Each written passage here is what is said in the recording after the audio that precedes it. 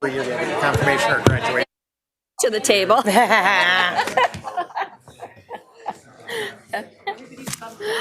Well, good afternoon. It is afternoon, everyone. That clock is fast. It is just now 12:01. So could staff please roll the tape?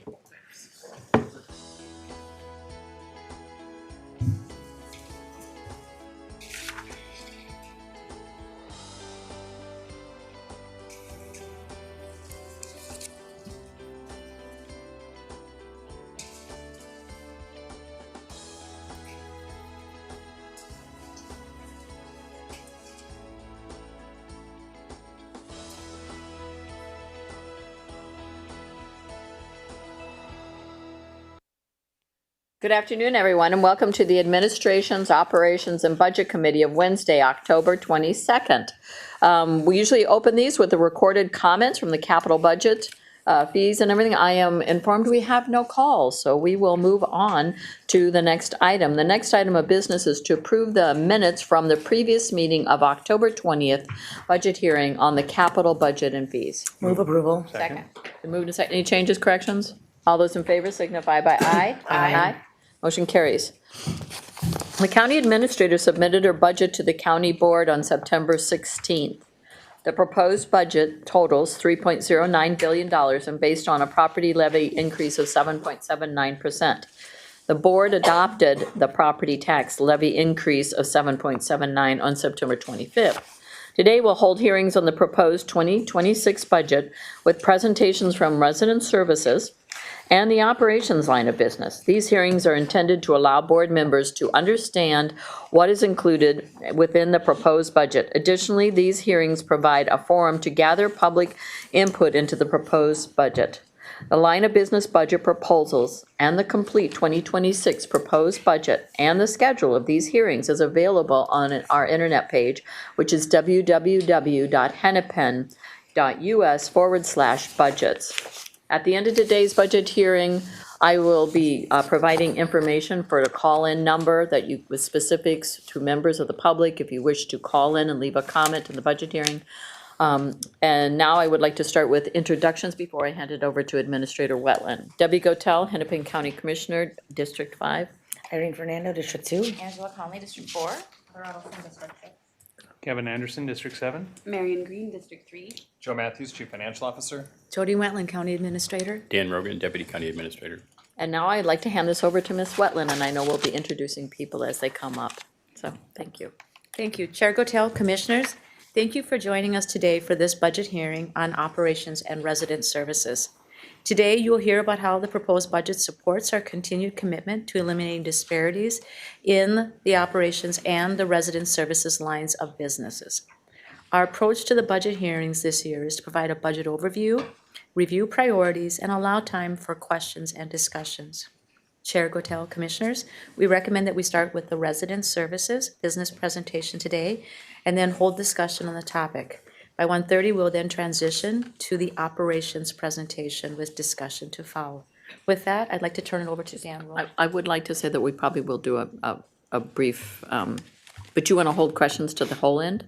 Or would you like to get resident services off? Resident services first. Okay, resident services questions. We have a lot in the operation, so I'll just ask people to keep the things on resident services very small. And we'll take a quick break as needed when there's a good break time. Please, Mr. Roca. Thank you, Madam Chair, and good afternoon, Commissioners, and thank you for the opportunity to present the 2026 proposed budget for resident services line of business. As you all know, resident services is where residents most often encounter their county government. We're the front door to essential services that enable civic participation at every stage of life. Marriage ceremonies and birth certificates, driver's licenses and title transfers, voter registration and election judges, property transactions and homestead applications, audiobooks for your commute, and safe spaces to connect in your community. Together, our public-facing departments deliver well over 13 million individual transactions with residents last year. The agenda for our presentation is familiar. I'll highlight how we're delivering services efficiently and equitably, how we're advancing disparity elimination, and our preparation for 2026. With me today are the resident services leaders right over my right shoulder here. I want to acknowledge the effort that went into building their budget proposals that you have before you. Each department was asked to find savings, consider trade-offs, and hold positions open, all while protecting the services that residents rely on. These directors and their staff centered Hennepin County's values as they made difficult decisions and advocated for resources to provide excellent services to residents. As you will see, these leaders focused on preserving and in some cases enhancing core services, all through a lens of disparity elimination. Resident services reaches nearly every household in Hennepin County. Let's take a look at the scale of that work. Our 41 libraries continue to see strong utilization across all areas of service. Circulation grew by 5% last year with 12.3 million checkouts. That's roughly one checkout every 2.5 seconds. Libraries welcomed 4.8 million visits last year, up 28% from 2023. Unlike many library systems across the country, we are back at our pre-pandemic level of visitors. To visualize this visit count, imagine filling US Bank Stadium 72 times. If you prefer baseball, that's almost 122 sold-out games at Target Field. Service centers completed nearly 315,000 transactions between January and August this year across our 6 locations. Although total transactions are on par with last year's count, the workload is more complex. Real ID transactions increased 66%, each requiring a high level of customer service. As you all know, this has led to some long wait times at our service centers over the past year. We're seeing some relief over the past few months, but we remain very busy. As you may recall, service centers added marriage services based on a change in Minnesota law. Anna and her team thought there might be a need for this inexpensive option at service centers. This innovation has been a huge success. Marriage services have quickly become popular. More than 1,400 ceremonies have been performed so far in 2025. Service centers staff have officiated more than 2,100 I-dos since launching the service in April of last year. That's wonderful. This slide highlights the core county services that ensure Hennepin County's property system is accurate, reliable, and efficient.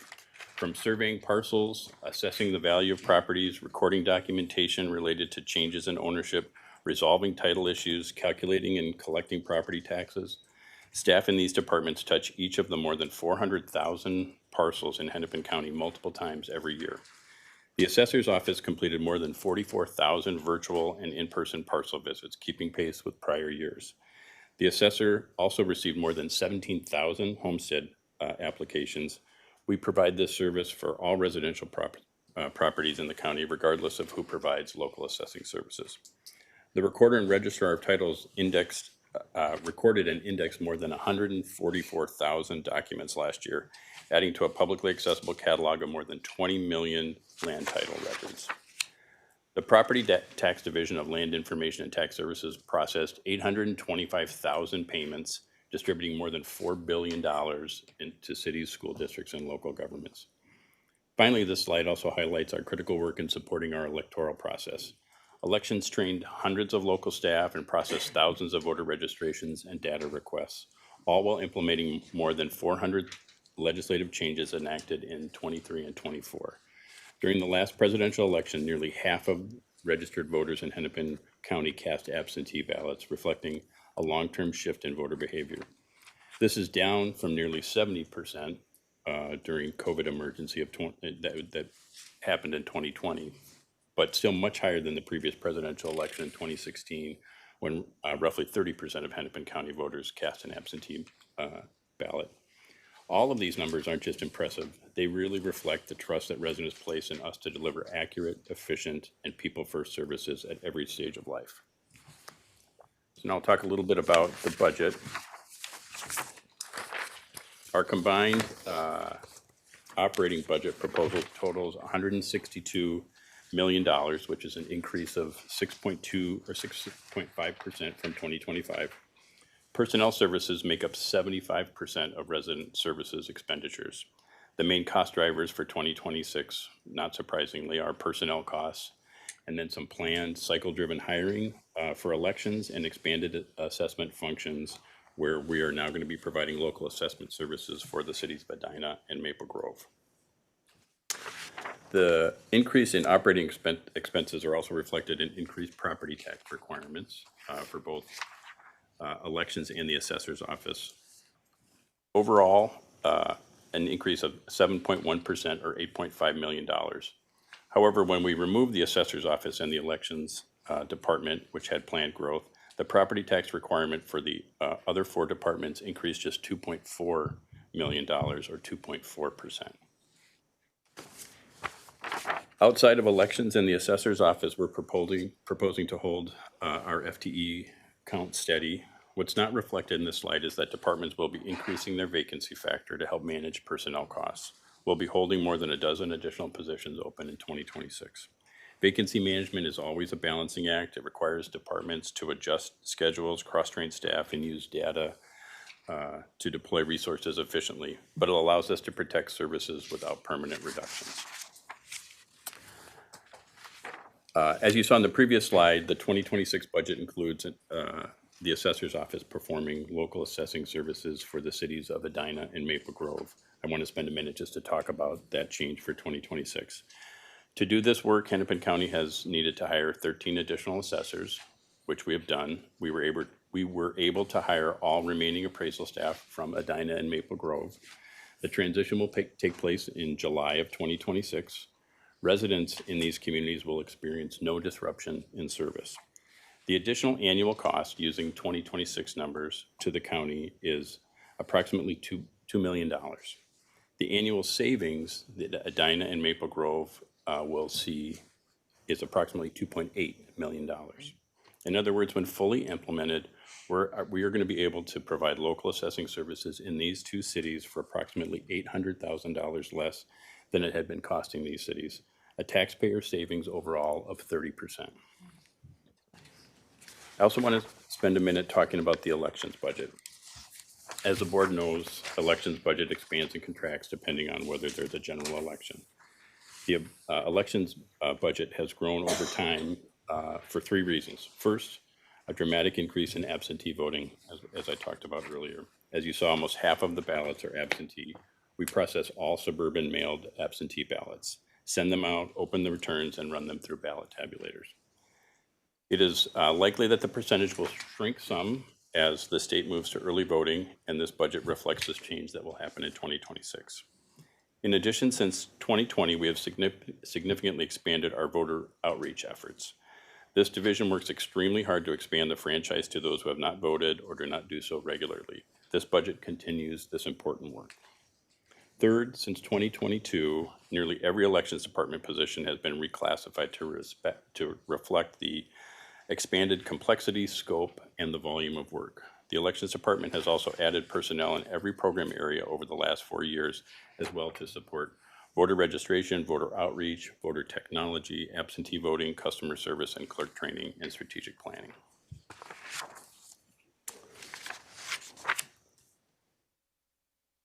Next, I'll talk about achieving the countywide priorities. Resident services contributes directly to every one of the county's disparity elimination domains. In connectivity, we're modernizing core systems and expanding digital access across the county. The county's surveyor work continues to support broadband expansion, while libraries remain a vital access point for residents without reliable internet at home. In 2024, Wi-Fi was used more than 9.3 million times in our libraries, a 22% increase from the prior year.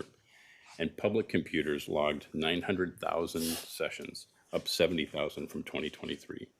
These numbers underscore the essential role libraries play in bridging the digital divide and ensuring all residents can access online resources and digital services.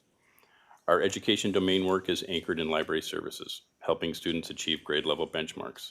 Service centers also play a role in making sure students and families can quickly obtain the identification and records they need for school, benefits, and transportation. Our workforce pathways, internships, and teen specialist positions create employment opportunities across the community. Intentional outreach programs that promote property tax benefits like homestead and veterans exclusion help families retain more of their incomes. Resident services support housing stability through a new initiative, the Tangled Titles Initiative, which is an equity-focused redesign of the tax forfeiture process. Tax forfeiture navigators focused on helping residents avoid tax forfeiture, and on-site social workers at priority library locations. Elections outreach and education efforts help to ensure equal access to the ballot box, including efforts to reach residents who were recently re-enfranchised. Libraries also host community forums and the Mary Ann Key Book Club to promote dialogue about past and present injustices. On sustainability, our sustainability work is built into daily operations.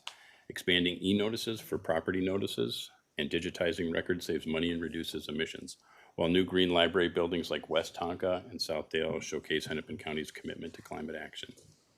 On the next few slides, I'll highlight the priorities we're advancing in 2026 to continue this work. While 81% of Hennepin County's registered voters participated in the 2024 election, only 69.8% voted in the 2022 midterms. These rates are comparatively high, and there is still room to grow. We're working to increase midterm participation rates in 2026, continuing the county's long tradition of high civic engagement. To meet that goal, we've built a budget that reflects both scale and stewardship. We're adding limited duration staff to support absentee, early, and election day operations. We're maintaining partnerships with community organizations that help reach residents who have historically faced barriers to participation. This work is key to improving turnout and to strengthening public confidence in the process. Most of our polling place ballot scanners will be 13 years old in 2026. To stay within budget, we're deferring replacement until 2027, but using this year to plan for a phased rollout. New technology, new laws, and high public scrutiny add to the complexity of our elections, but our commitment remains simple: to administer secure, accurate, and accessible elections for every eligible voter in the county. Residents continue to express deep satisfaction with the Hennepin County Library System. In our 2024 patron survey, 99% accomplished what they came to do when they came to a library. 97% felt positive about their visit, and 90% were satisfied with the resources or services they used.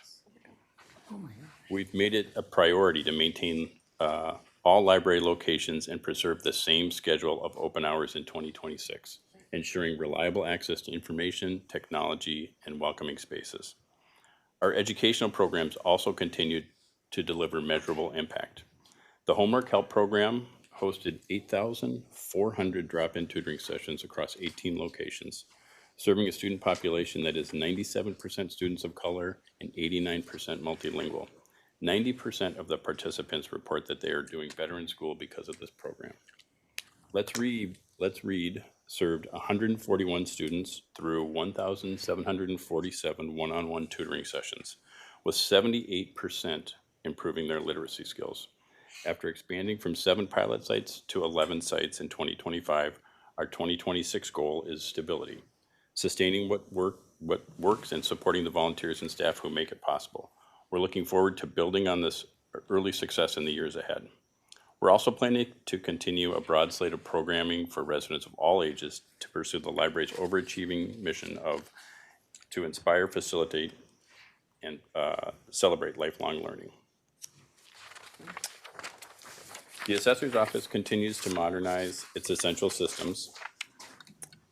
Last year, in response to rising software costs, we made a strategic decision to build our own computer-aided mass appraisal system. This approach will replace our outdated commercial software with a system designed to meet Hennepin County's unique needs. It's also, we believe, going to save taxpayers more than $1 million while reducing our reliance on external vendors. Beyond efficiency, this work directly supports statistical and racial equity in our assessments. We're hoping that this system will be online by the end of 2026. As I mentioned earlier, we're also onboarding assessment services for Edina and Maple Grove, and that transition adds about $2 million to the county budget, but reduces the budgets of those cities by roughly $2.8 million, resulting in a net savings for taxpayers.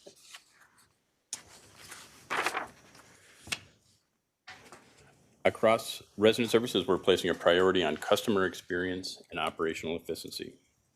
We're using data to make smarter staffing decisions and deliver better service. The Service Center team has developed tools that use real-time transaction data to schedule staff and breaks based on actual demand.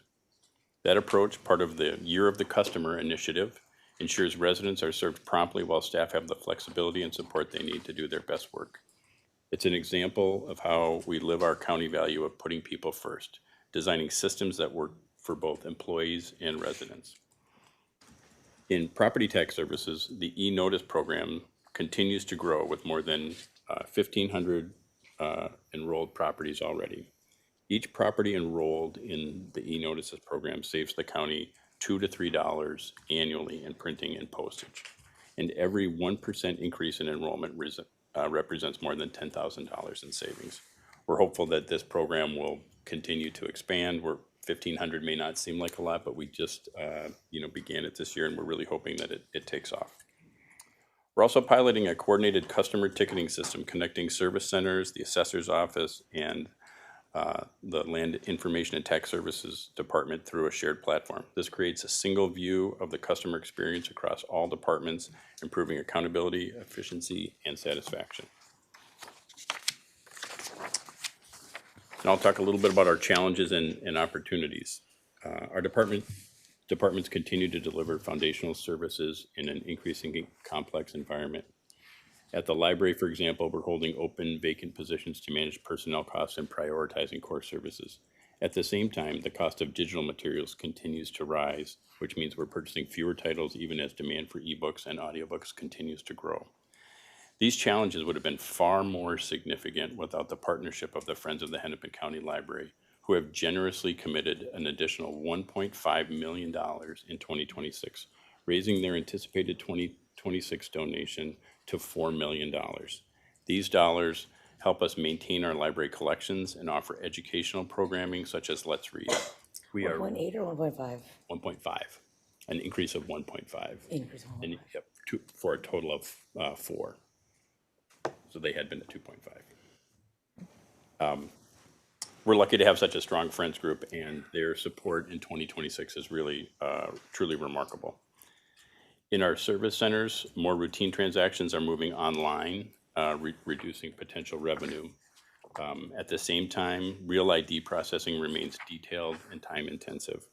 Combined with a reduction of 3.5 FTEs, we expect that walk-in customers may experience longer wait times during busy hours in the year ahead, as they have this past year.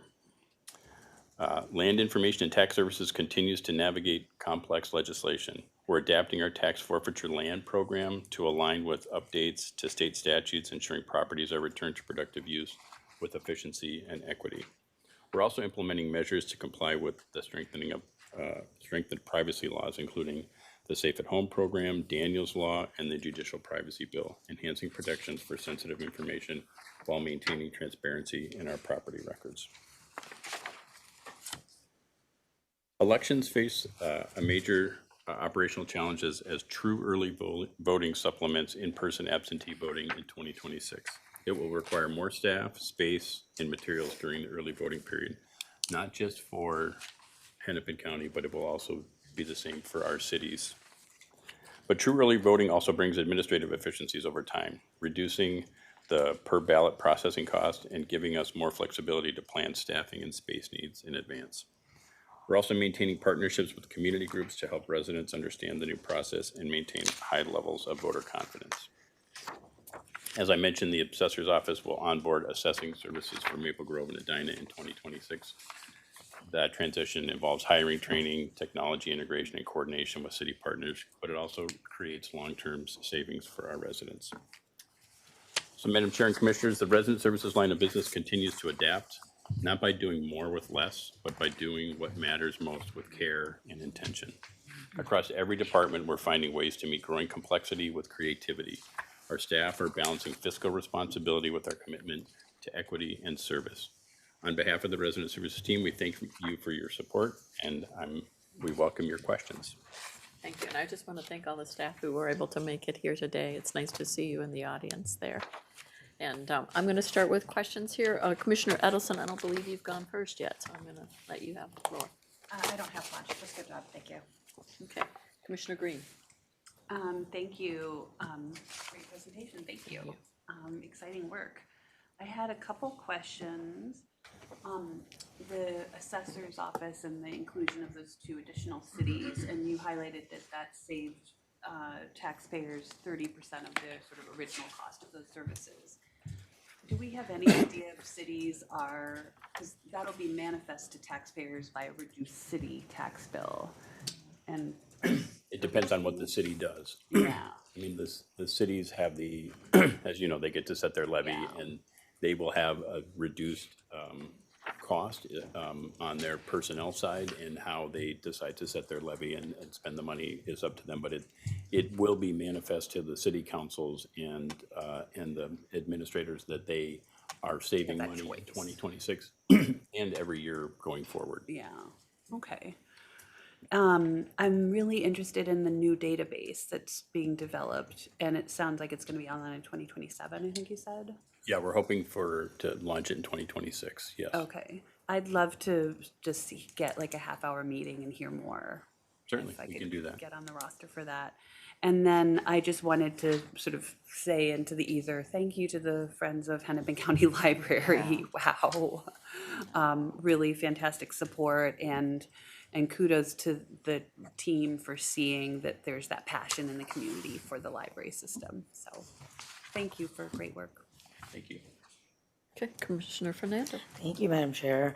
Echo the great work. This resident services as a line of business is just a really good example of the tension that public servants, and especially public-facing public servants, are engaging with in a time where cortisol is in the atmosphere and people are in immense need. And so this welcoming, effective front door from a resident perspective, and then on the back end, systemic, regional, and generational impact. And so I just want to acknowledge and recognize that intersection, and at times maybe attention, but really I observe that in your remarks, in the data, right? 1% increase in an online program, $10,000 of savings. So I mean, just really that intersection, I think that is a bit of a sweet spot for this line of business, and particularly your closing remarks, I think, reflects that. So a few comments from me. I think the systemic, regional, generational elections, assessments, and libraries are just great examples of this. I mean, elections are a civic service around democracy that we are entrusted to provide. Libraries were not always centralized to Hennepin. And of course, neither was assessments. That's efforts of recent years. And so I might be pulling on maybe not a formal thread that Commissioner Green had pointed to, but we've been talking a lot about what is the full math of Hennepin's contribution to state function. And we've been talking a bit about city as well. This is not to shame anyone. This is just to provide math. We just need a lot more math in this regard, or at least to put it all in one spot. For example, looking at the revenues for libraries. So it's zero from local, which is fine. That's what we're doing for assessment services too. But how are we speaking about that? How are we speaking in the future about an $80+ million property tax contribution from us as kind of like the city bill, the city tax levy versus the county tax levy? But it's not a versus, right? It's not a versus from a resident perspective.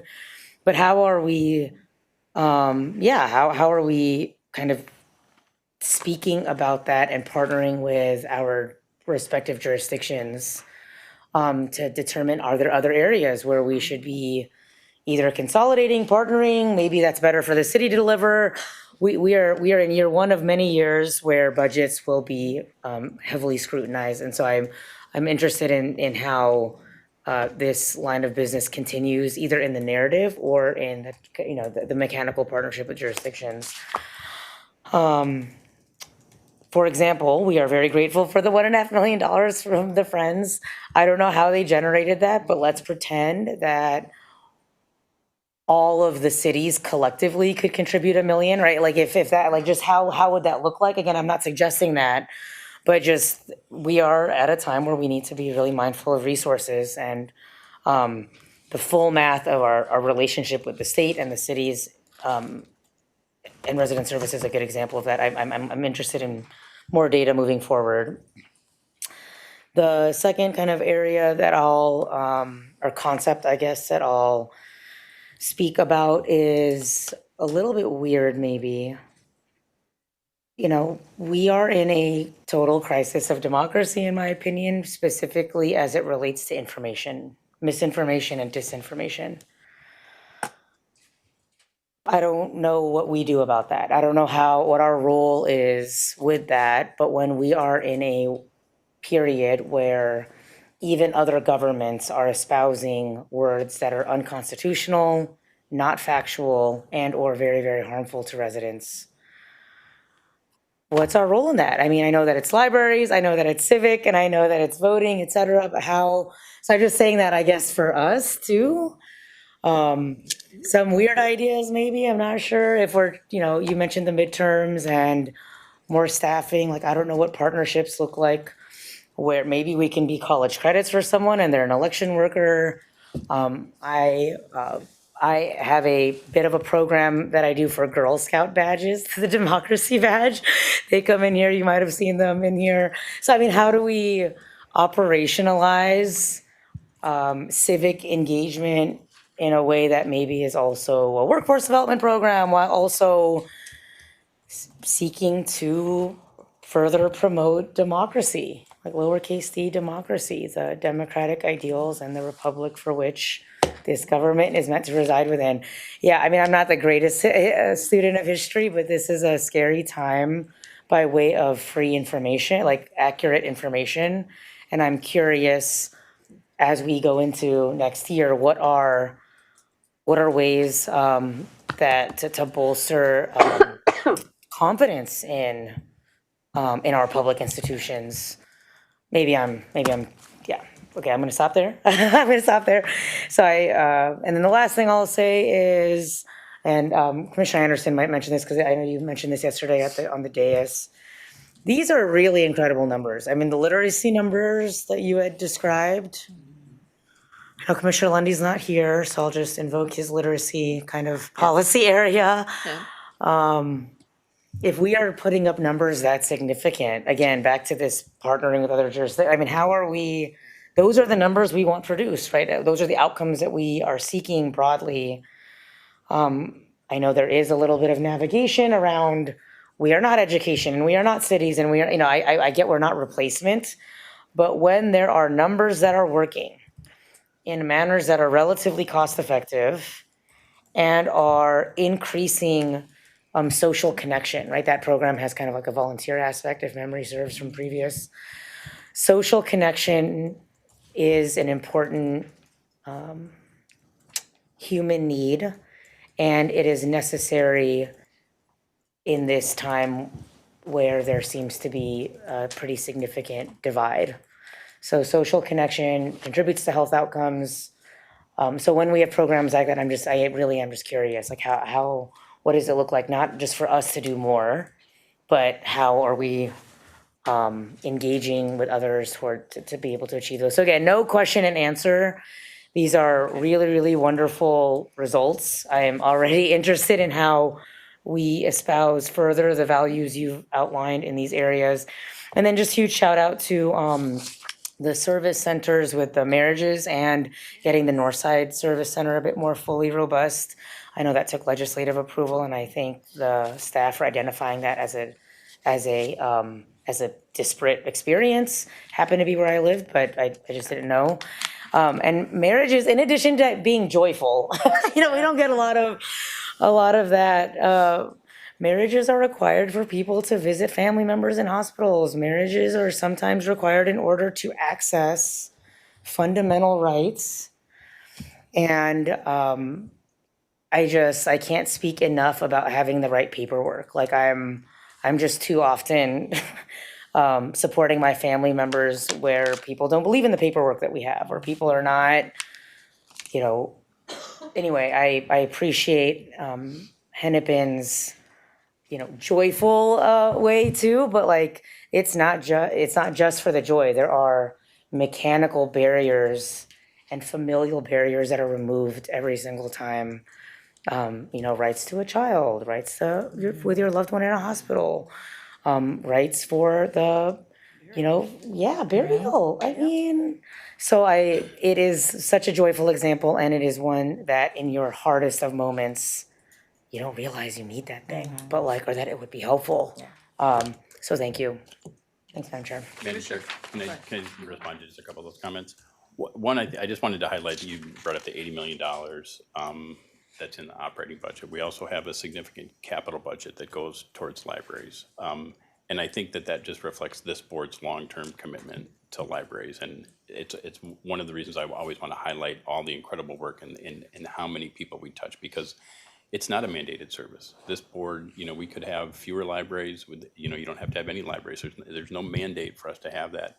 But it's been this long-term commitment of this board to show how important libraries are to community that I always like to highlight how big of an impact it has. It's one of those places where people continue to trust, and it kind of goes to your democracy question.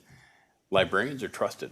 They're trusted in those communities. People go in with all kinds of questions to talk to librarians because they continue to be a place where people feel valued and trusted, and they know that they're going to get somebody who's going to provide as much help as they can. So I just wanted to highlight that the first 2 points that you brought up kind of relate to one another. I think that the misinformation and disinformation, I mean, that's what Ginny and her team deal with in elections, is trying to make sure that we are a trusted place, that people do have faith in democracy, that they do have faith in what we do, and that requires us to be transparent and to really be accurate in what we do. And that's we're very proud of that. It was nice to see the League of Women Voters here a couple weeks ago highlighting that process where we highlighting the work that is done in state law, but that we do here to administer that. So I just wanted to just respond to those two items there.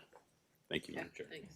Commissioner Conley. Certainly, thank you, Madam Chair. And this is a solid budget. Thank you for all of the work that you do day in and day out.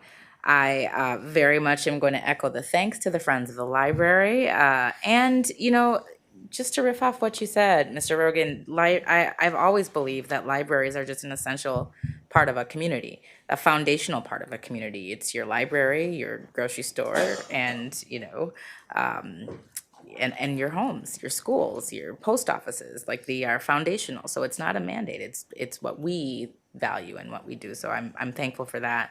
There's a couple of just questions that I had. I remember when I learned about our tax forfeiture navigators, and I learned there was one and wanted to bring in another one. But I'm interested in like the success that we've had with keeping people in their homes and housed, because aging in place is certainly another value of ours.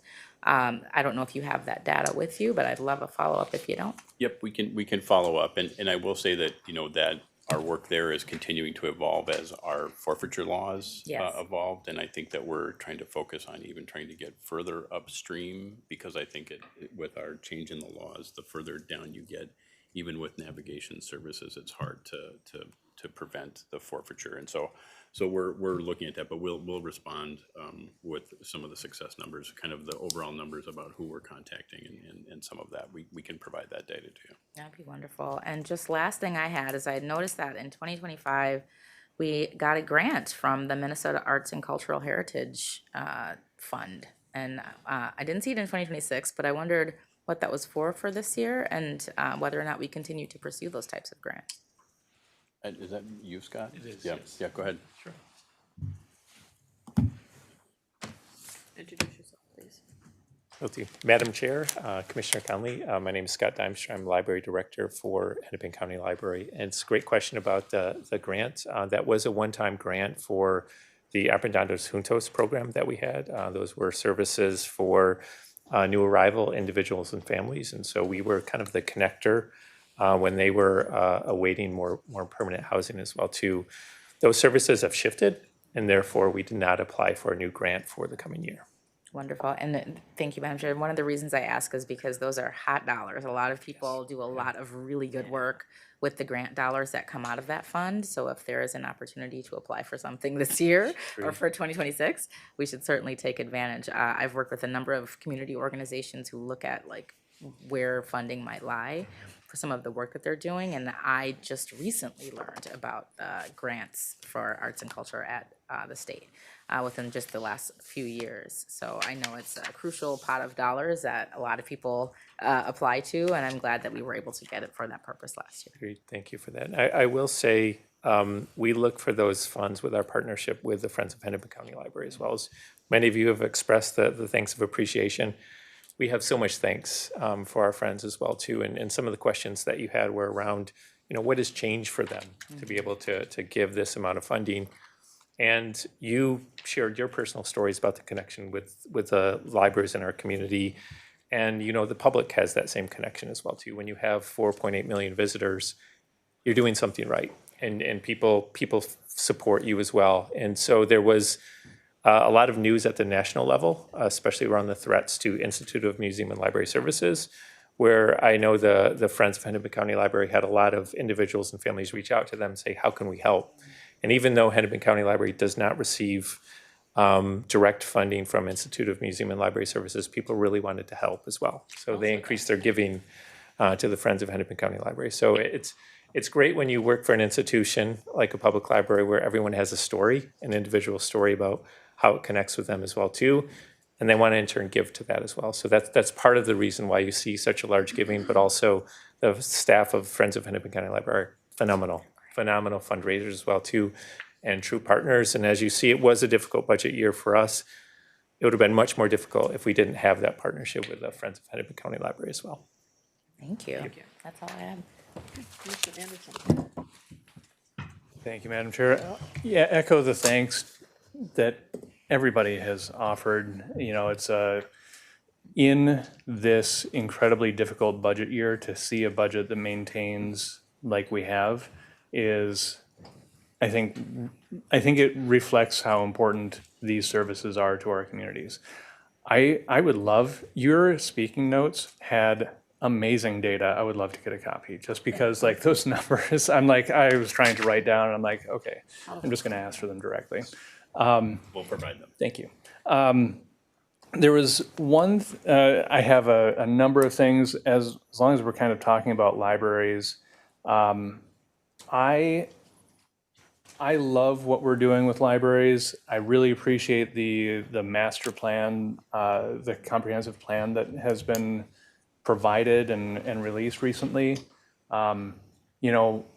What was one thing that was mentioned, Commissioner Fernando, you mentioned this is a county service, not a city service, and I appreciated in the master plan a recognition that not all communities are actually provided for. There's kind of a big gap in Western Hennepin where there's no library services, and the libraries that exist out there are really small and they don't have the meeting space, they don't have the capacity, especially for some of those growing communities. So I appreciate us looking at what that future might look like for those communities, knowing even in this really difficult time, the time horizon for it might be a little bit further out than communities may want, but I appreciate us keeping that on the forefront, and looking at that. I also have always been a huge advocate for how we can partner. I know that we've put in human services kiosks in libraries. You mentioned our tutoring services. My daughter has asked on a number of occasions, she's like, my school library doesn't have the books that I want, so I need to go to the Hennepin County Library. Awesome, love us being the source of the great materials. Is there an opportunity for us to build deeper partnerships with our school districts for our collection? And what might that look like from an operational standpoint?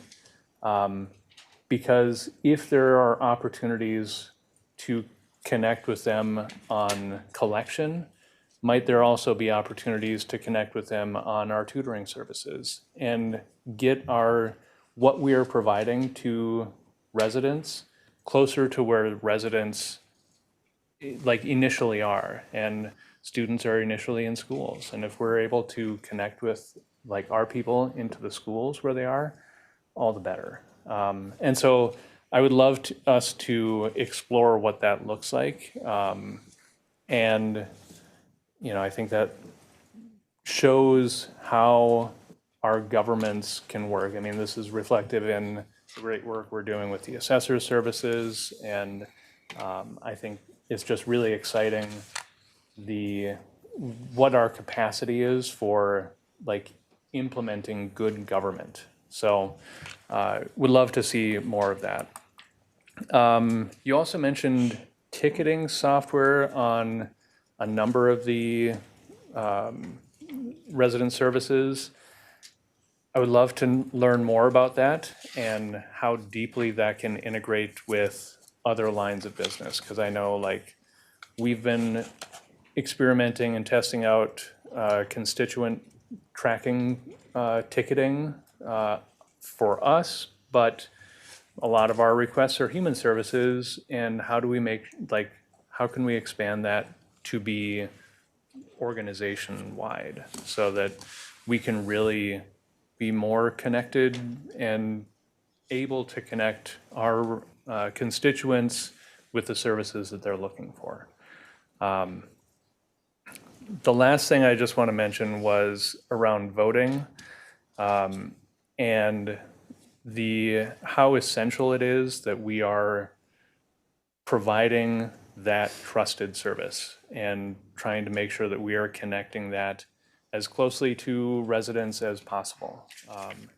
And one thing that had been mentioned to me by some residents that were going through a special election in Western Hennepin County, that the opportunities for in-person absentee voting was at the government center, which is not close to them.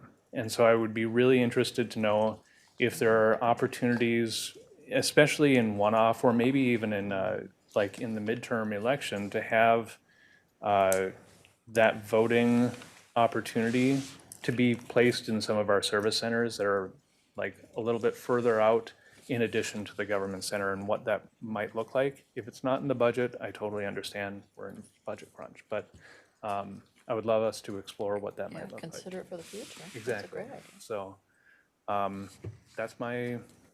those are my comments. Response? I'll just respond to a couple.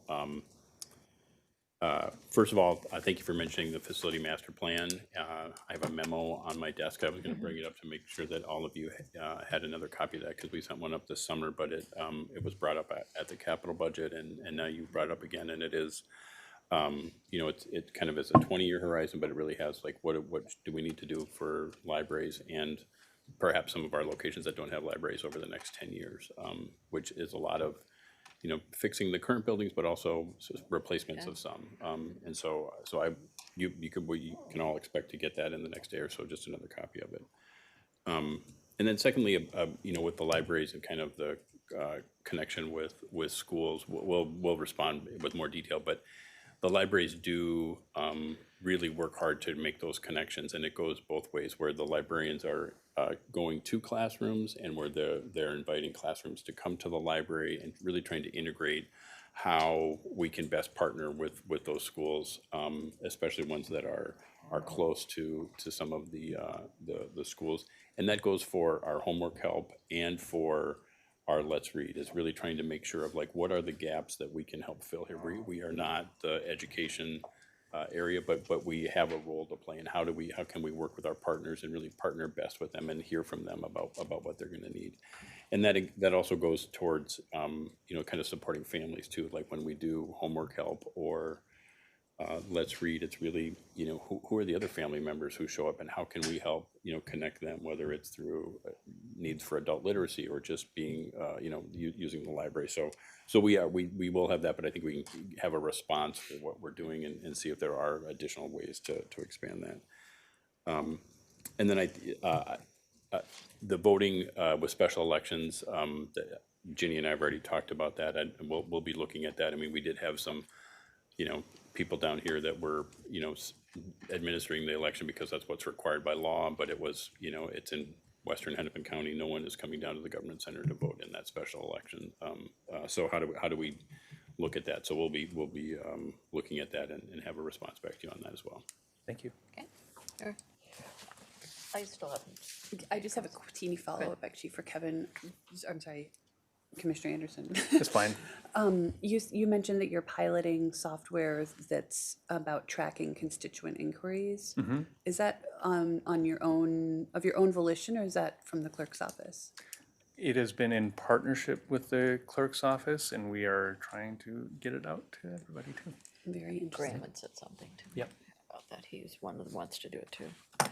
So I just want to, first of all, you had mentioned something else, but I just want to emphasize something that I think is so important too, and that's around your outreach in the elections and partnering with DOCCR to support newly enfranchised voters and following the Restore the Vote legislation. All of us here electeds go out and go door knocking when it's our season to go door knocking, and I invariably hit somebody who says I can't vote because I was incarcerated, and then I tell them that they actually can.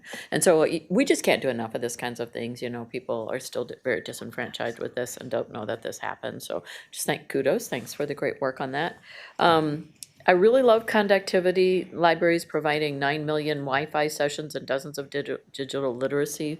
The program, my concern is that is any of our funding state or federal, and will it be cut or anything like this, or we're all doing it in-house? I believe we have some federal funding that comes through E-rate funding, but that hasn't been targeted at all. That's good to hear, because I can just say that that has really opened up a lot of people's world, and I can even tell you seniors who get that kind of instruction, it's been invaluable for them to connect with their families or just be a part of the world if they can't get out in the winter or if they're not able to get out as much as they'd like. So I just want to say how grateful I am for that. On the education, I did the back of the envelope math about the 12.3 million books out of the Hennepin County Library. And with our population, that's just around 9 books per resident. Incredible. Per resident, that's babies and everybody checked out. So there's a lot of readers around here. I know I'm probably one of them. I check out a lot of books. So I just want to say how grateful I am for that. But there's some challenges here too that I'm sure you know about but didn't get to. And one of them is the whole industry's effort to expire our ebooks and make us rebuild. That's a national issue, and we've fought it a couple of times. It's something I'll bring up to IGR because they are trying to get those books back, and the costs are going up. And I'm really not okay with this. Now, you're really renting that book if you bought an ebook. So I usually don't buy the ebooks. I go on a couple of websites where you can get a rate discounted, and that's where I buy the hard copy because I'm so pissed at that. That is really taking advantage of people. So that ebook you bought, it's not really yours. I'm just going to say that. So yes, be outraged. Because if you can buy a hard copy, you have it forever and you can give it off to somebody else. And then I just wanted to say that there was a county commissioner, not in this county, who said that libraries are a luxury. And I totally disagree. They are a part of our democracy and they need to stay. So I just want you to know that rhetoric is going around in our metro area. I can't say who. But we'll quiz you later. Yeah. But a name will gently appear. I'm just kidding. I'm just kidding. So I wanted to say, this whole thing around service centers and then stuff going online. So when things go online and we're not doing it at the service center, is it free online or is somebody else getting the charge? The state has pulled some of those things online, and then you can do a state renewal, for example, of your tabs, and then they mail them to you. And that's a relatively straightforward process for us to do. It goes online for the state, which is good for residents, but it makes it harder for us to do some of the in-person stuff because it reduces our revenue, takes a transaction that we actually made some money on or didn't lose as much money on away. Yeah. Well, and again, I just wanted to go back now and touch on the housing piece of this. And this is I really like the idea as part of the strategic planning on residential services, developing a process to notify renters and properties with delinquent taxes. An effort to reduce the displacement, because that's one of our biggest things we have when we meet people at the courts, and people losing their housing and stuff like this because of property issues is a really big deal, and a lot of that's a naturally occurring affordable housing and stuff like this. So just kudos for working on that kinds of things. And again, just thank you to the forfeiture land auctions returning 62 parcels to the tax rolls. That just, a lot of those again are in neighborhoods where they're more affordable. And that really matters to us. So just wanted to say that I really appreciate that. And then, aging systems, deferred upgrades to those things. So is everything's gonna work here in the next Yes. system, right, when you talk about it? Yes. But it's just like, Jenny has promised okay. me everything's gonna be fine. Okay, you've got the We duct trust tape Jenny, and the so wire, you got electrical that works tape. well Yeah. for us. But I will say that it's gonna be part of the budget next year is to come in with a need for replacement for Nice 2027. pre-warning there. I know. That's a nice Yeah, seed I plant. Yeah, yeah. Okay, no, I About just- every 10 years, and it's going to be every 13 years for this one, that we have to upgrade our systems, and so we'll be bringing that forward. But they've done some additional testing. They believe that we're going to be just fine, and then we Okay. have enough extra machines if some of them start to fail, so Okay, no concerns. well, that's really good to hear. Any last questions? I do. Yes, please, go ahead. Yes, thank you. Commissioner.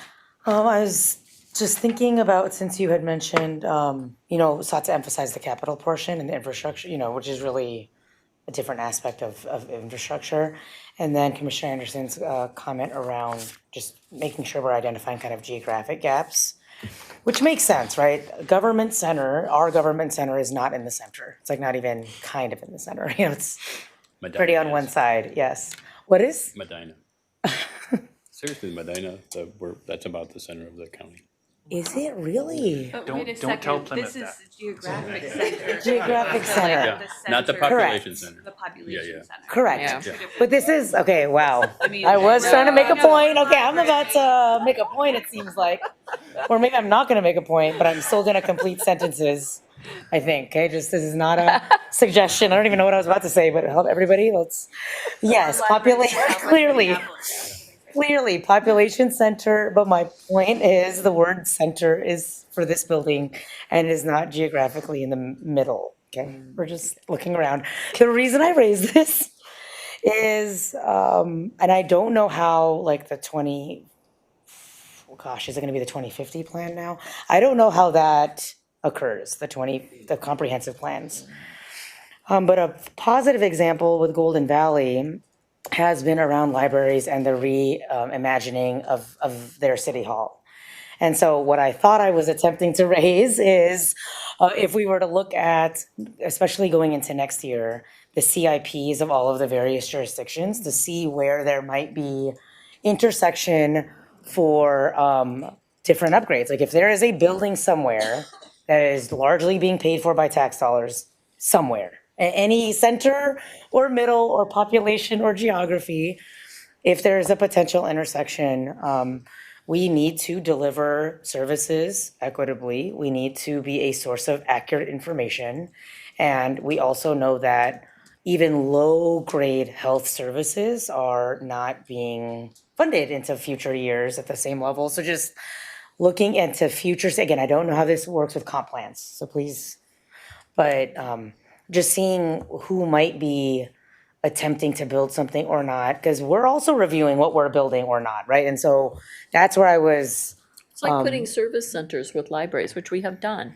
And like we even have Health and Human Services down at the VEEP offices. So there are synergies. and my example is like Golden Valley has Yes, reimagined literally I its know. city hall, its police, its Yeah. fire, it's even seeking to be quite TOD oriented over there, walkable, there's gonna be a bus stop. So just as we think of public services or services for the public, who else is kind of engaging with that? I don't think that I'm yet kind of thinking about the not-for-profit or provider community, but I'm also thinking about providers over time.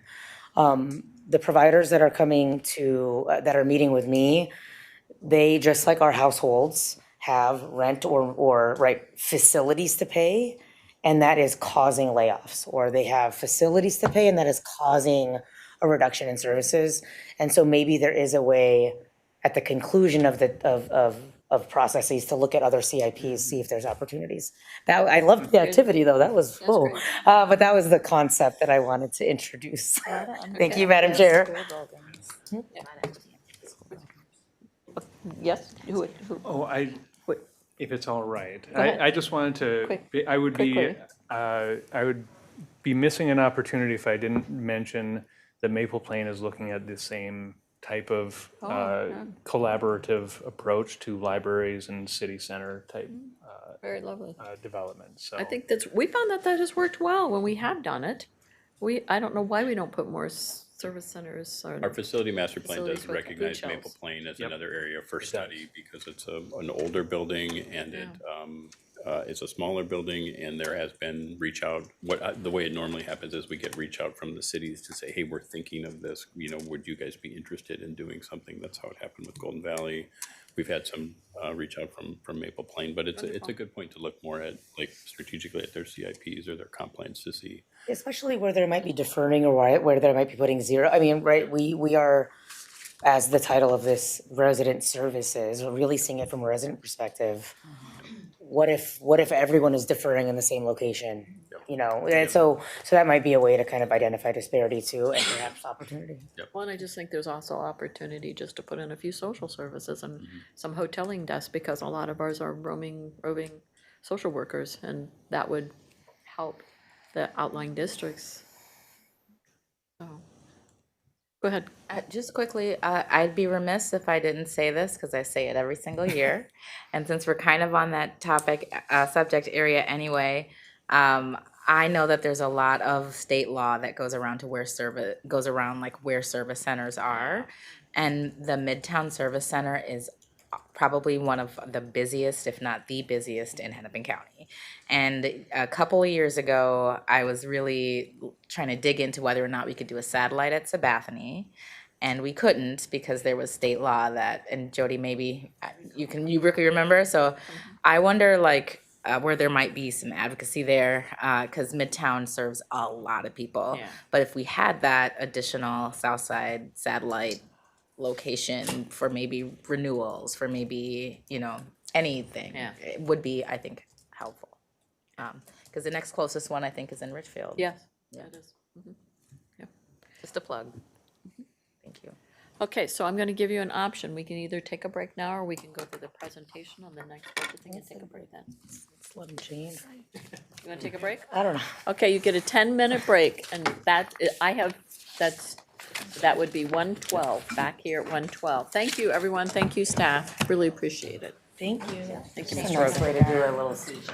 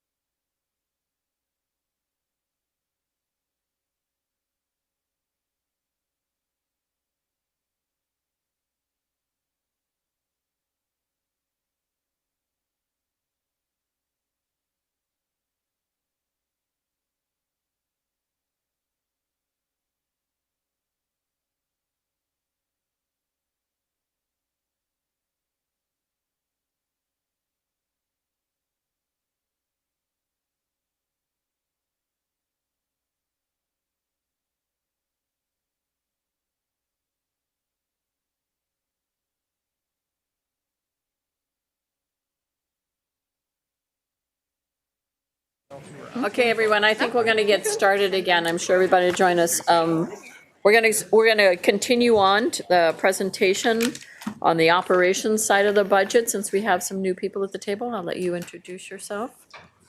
Good afternoon, Jody Wirma, Assistant County Administrator for Operations. Okay, thank you.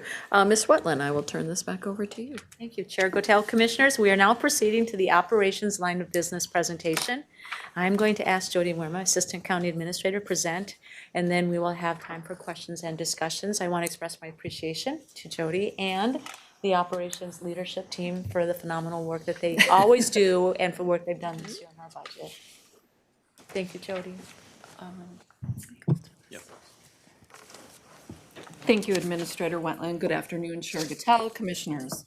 The operations line of business provides critical foundational services and innovative programming that enables and supports the work of all county departments. We partner across lines of business to make the organization efficient and effective in delivering services to residents. The operation budget includes 17 departments and multiple funds such as general county purposes, ballpark sales tax revenue, local affordable housing aid, contingency, and the county's debt retirement funds. The agenda, similar to the other one, I will not read through this, but we're excited to be here to share our service highlights, budget overview, and the line of business priorities supporting disparity elimination and climate action. I'm pleased to be here with this great leadership team that works across the organization to find strategic partnerships and enhance our programs and services. Many of them are here today and will be available for questions you may have following the presentation. This is the how many leaders can we fit on one slide? There are actually 12. I did say operations has 17 departments. The work of operations would not be possible without their leadership and collaboration, and I want to thank every one of them and their teams for the work that they do every day serving residents. And I want to take just a second to make a special call out to OBF. Lindsay, Naweed, Jeff, Britt from Audit, Jenny and Dana all did an amazing amount of work. Thank you guys, you're rock stars. And call out to communications, Kayla, Tyler, and Maddie, who helped me put this presentation together. They do so much work and I really appreciate them, so thank you. Okay, operations provides both internal services to department and direct services to residents. I will highlight a few metrics that show how we are serving our communities. Grants management coordinates and tracks grant funding across the county. In 2024, the county was awarded $75 million in discretionary grants. These funds help us make progress on our disparity elimination commitments. The majority of the 2024 funding supports our efforts in the disparity domains of health, with $21.7 million awarded, connectivity with $24.3 million awarded, and justice with $9.5 million awarded. On housing, we recognize the challenges and uncertain nature of ongoing funding, but we remain committed to providing a robust continuum of affordable housing throughout the county. With the support of our capital programs, 942 units of affordable housing have opened, reopened, or have been made with improvements. With respect to procurement, departments continue to make opportunities available to small and emerging businesses. For example, last year, Facilities Services awarded 38 contracts totaling more than $33.5 million to small, emerging, women, and Black, Indigenous, and people of color-owned businesses. Now I'll provide an overview of the operating budget. Because of the number of the departments in operations, this slide shows a compressed detail of the operating budget, highlighting the largest department budgets within the line of business. The bottom number, the title, or the bottom line titled All Other Operations includes our smaller departments and the funds that I just mentioned.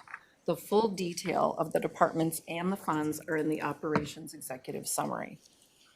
The proposed operating budget for 2026 is $398 million, which is an increase of $8.3 million or 2.1% compared to the 2025 adjusted budget.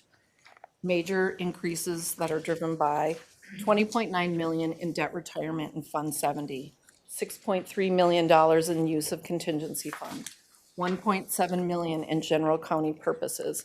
And this is primarily to expand on our youth activities grants, funded through the ballpark sales tax. And finally, $3.7 million across all of our departments, which is driven by personnel costs, including general salary adjustments, merit increases, and health insurance costs. These increases are offset by two major reductions: $15.3 million in program shifts in housing and economic development, and $8.9 million reduction in ballpark debt retirement. As a reminder, general county purposes, ballpark sales tax revenue, and debt retirement are our programs that do not have any staff. General county purposes includes funding for public programming such as the Hennepin History Museum, U of M Extension, Hennepin University Partnerships, partial funding for the Municipal Building Commission, countywide tuition, and dues and contributions to organizations that benefit the county like NACO and the Association of Minnesota Counties. A full listing of all the programs in general county purposes is available in your executive summary on page 91. The largest change impacting the budget within general county purposes is the $6.3 million increase in use of contingency, which brings the total use of contingency funding for operations to $10 million for the 2026 proposed budget. The 2026 property tax request reflects a 10.7% increase over the 2025 adjusted budget. Property tax for operations represents about 77% of the revenue. All other operations reflects a 17% increase. This is $28 million compared to the 2025 adjusted budget. Factors impacting the operating budget are the same factors that impact the property tax budget. And the biggest ones, again, are the $21 million increase in debt retirement and the $6.3 million increase in contingency. The remaining $1 million reflects minor increases across about 13 departments. As part of the overall commitment to reducing costs for the 2026 operating budget, the line of business eliminated 12.1 vacant FTEs. That's a 1.4% reduction from 2025. Our departments worked hard to develop budgets that met the targets while ensuring service continuity.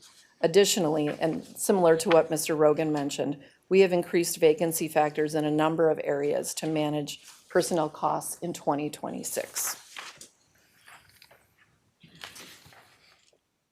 Now I would like to highlight some of the work in operations that shows how we are leading in support of countywide priorities. Ensuring county services are reliable, accessible, and responsive to resident needs is our bread and butter. We are focused on advancing the county's priorities on climate action and disparity elimination as we deliver sustainable services and innovative solutions that put people first. As a line of business, we work together to remove obstacles to accessing our services. Collaboration is critical to providing a consistently positive, quality, and equitable experience for the people we serve. So how are we doing this? We leverage data to inform our strategies and our services. Data is at the heart of our work and vital to informing our approach and our service models. Our enterprise integrated data system brings together information from more than 20 systems across the county, helping us better understand disparities and opportunities to close gaps. Data allows us to measure progress, adjust and adapt our strategies, and be intentional in aligning our resources to where they are needed most.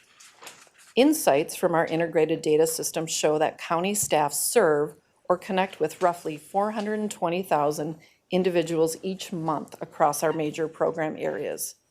And approximately half of those involved with county services are involved with more than one service area. 70% of those involved in county services are via a form of public health insurance. Financial assistance is the next largest program area, serving roughly 25 to 30% of those involved in county services on any given month. These insights help us understand what programs residents are using and their connections across those systems, and they inform our approach to a coordinated service delivery. Strategic planning and initiatives and integrated data analytics collaborate with our departments to build data-informed strategic plans, and for resident-facing departments to analyze equitable service outcomes. Current partnerships include housing and economic development, public health, and adult representation services.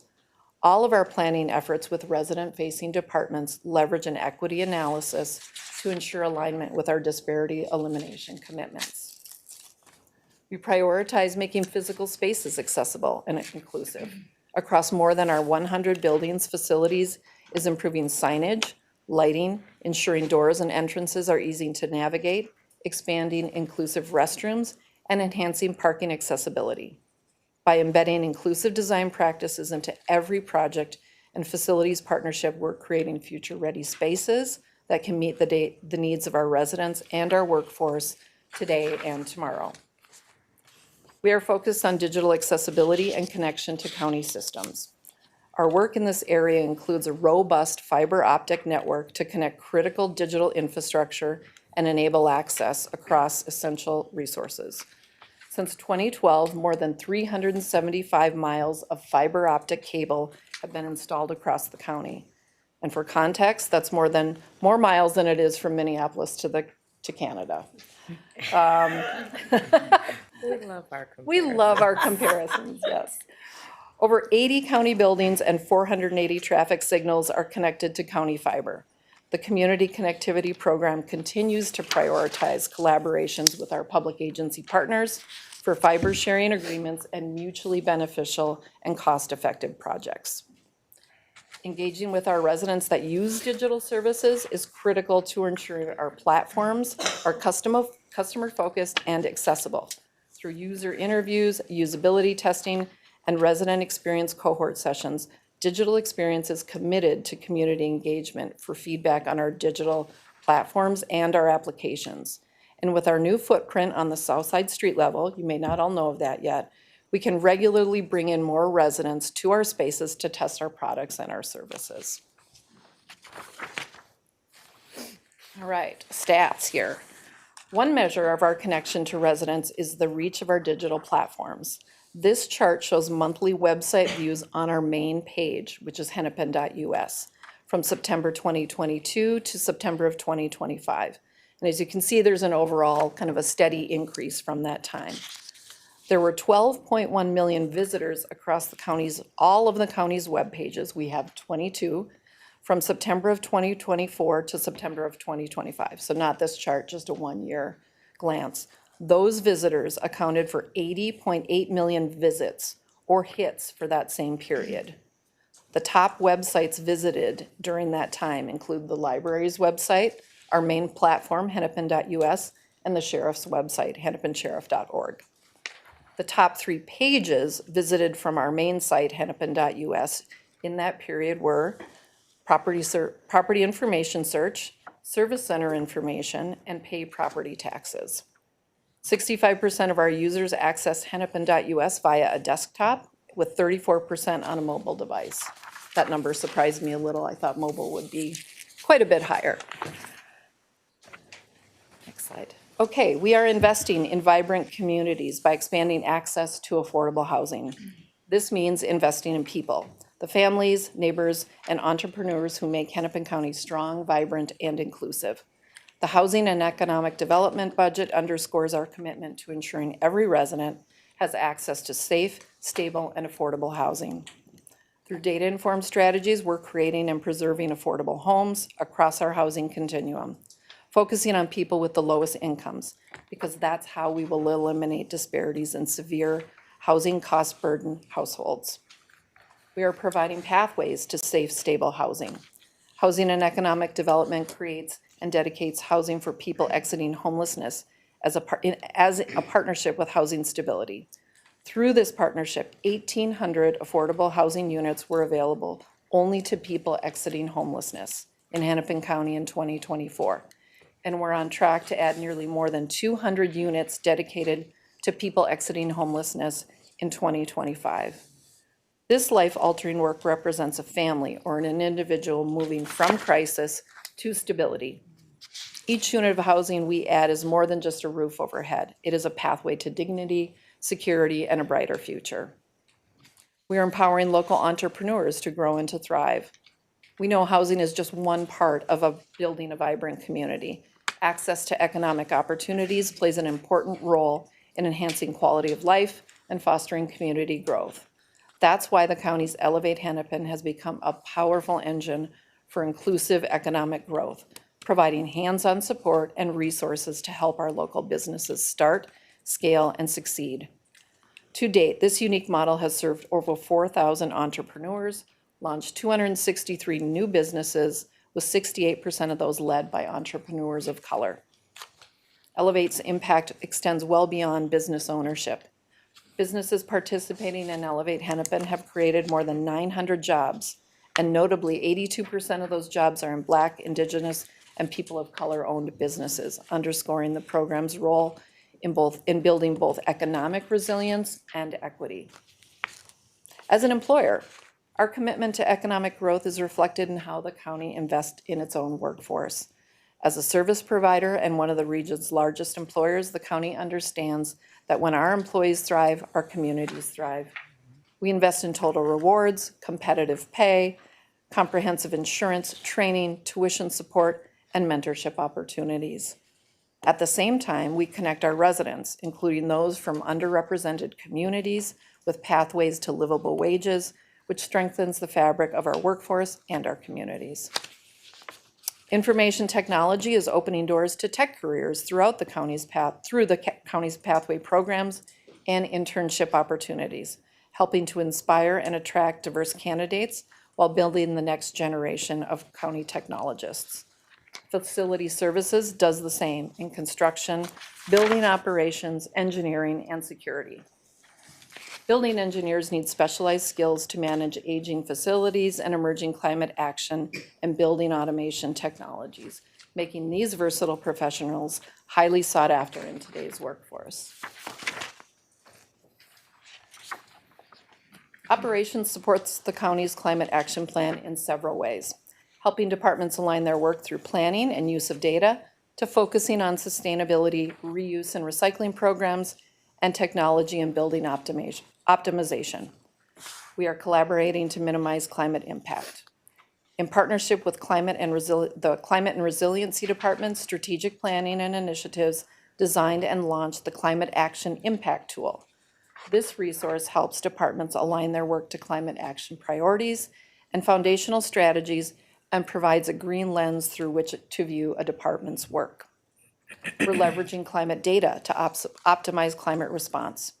Emergency management, strategic planning, and integrated data analytics are helping the county better leverage the county's mesonet and other environmental data sets, such as those related to flood, fire, and extreme heat. And this is to support data-informed action to natural hazards and climate action. Integrating and reporting climate data to a more standardized format and creating a dependable local archive will help inform regional, national, and potentially international conversations around climate change. And just to comment, Commissioner Fernando, on what you mentioned earlier on data, we believe it's really critically important to leverage our own very robust data systems and build that as significantly as we can, with understanding that we may not have data at state or federal levels to rely upon. So I just want to finish up this section with this work supports our county's learning agenda in its aim to identify ways to improve how the county assesses and responds to risks in communities that are disproportionately impacted by environmental threats. Information technology monitors sustainability priorities using data visualization dashboards that provide real-time data about product resale and recycling programs and power usage effectiveness in the county's data center. We are managing county buildings with a focus on climate action.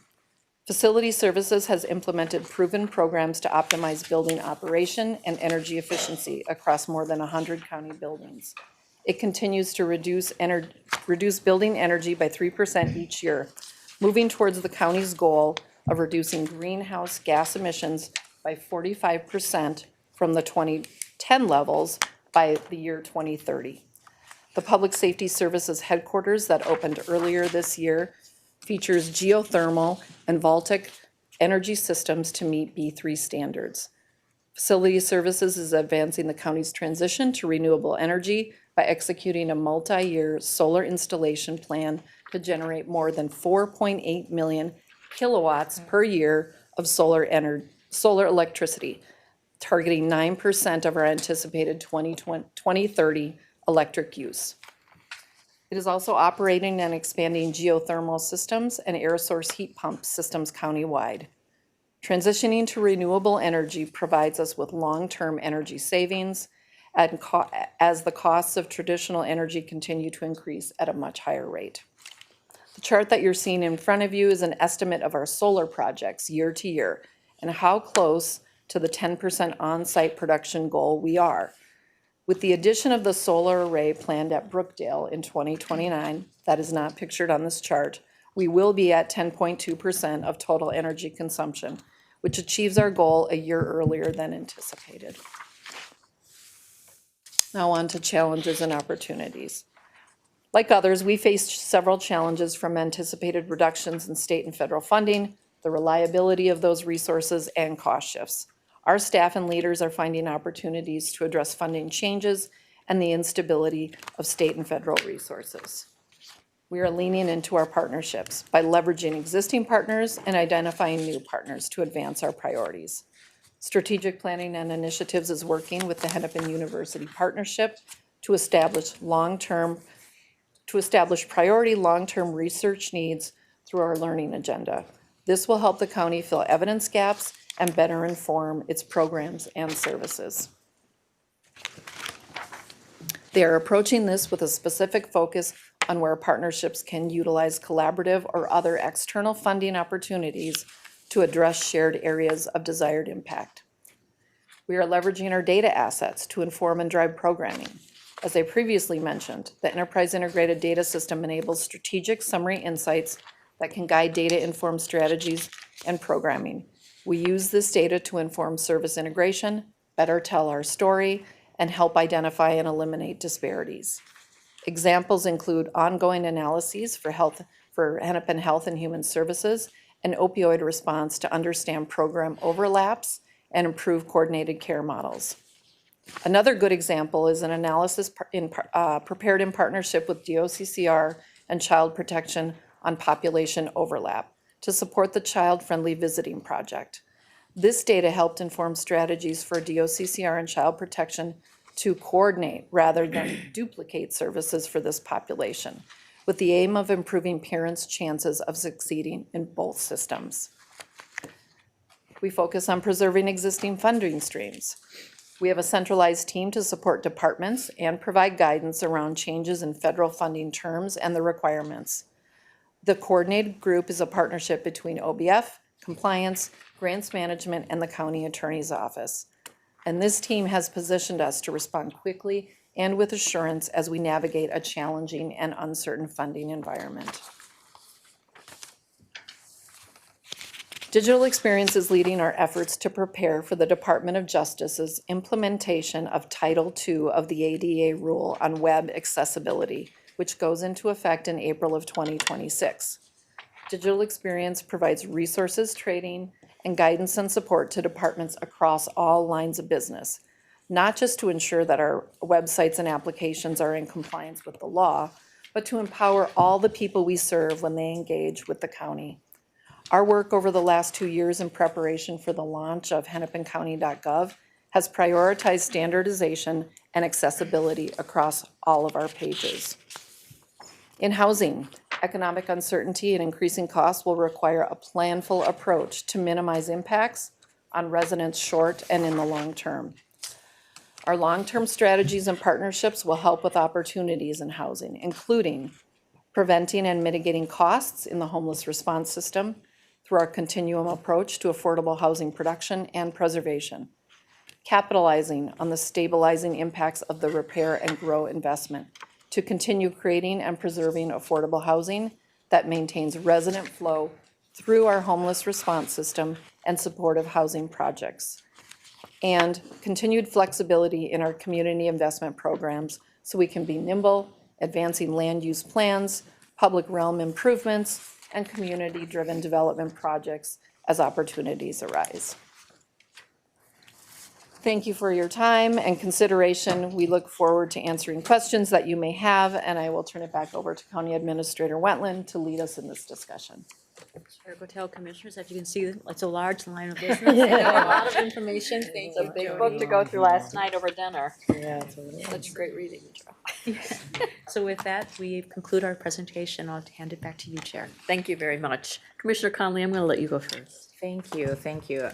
So thank you for, this is a very large book and a very large line of business, a very large area, but I really appreciate the details that you highlighted. I, again, want to just say that the structure of these briefings is really helpful to kind of get our questions asked and answered, and for you to highlight some of the opportunities and challenges that are coming up.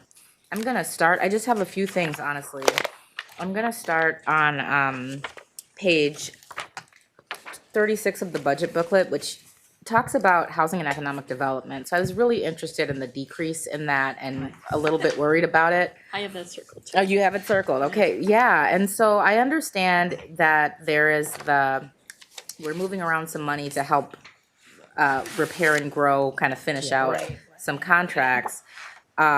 But it looks like it's a reduction of a little over $600,000. So I'm gonna move to my question then, which is on page 39. And I just wanted to know, it sounds like this is just an end to not only repair and grow, but the Healthy Homes Grant and lead mitigation. It reads, housing and economic development budgeted the same amount of federal funding for 2026 as it did for 2025, with the exception of lead hazard control and Healthy Homes Grant. And so I just want information on like repair and grow, we're gonna finish out funding what we had through Q1 2026. But is our lead mitigation work ending? Is that what Healthy Homes is?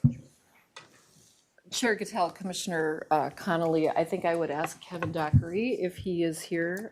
Yes. Kevin, we haven't seen We're always happy to see that. The whole crew is here. We see the map. Thought I was safe. I know. We see where you all sat back there, okay. Hiding. Thank you, Chair Cattell, and thank you, Commissioner Connolly, for that question. It's a great question.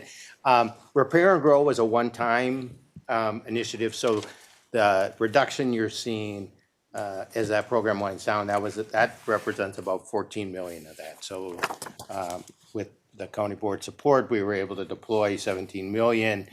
We are about 90% spent on that, and that will wrap up this year. On the lead, we are not stopping our lead program. That represents actually an action the board took in January where we got a new Healthy Homes Grant. Yeah. And it was overlapping our existing work. And so it was a surge of work for this year, the 600. We don't need to budget for the two overlapping grants in 2026. So no reduction in effort. I can breathe. Thank you, Mr. Dockery. I appreciate that. Okay, so the other question that I had then, let's see, I don't know if Don't you go have to too far, say, I know, just in case, you never know with me. But, no, actually, you mentioned this, and it was just, we've talked about this before, and it's page 92, it's what we spend on our dues.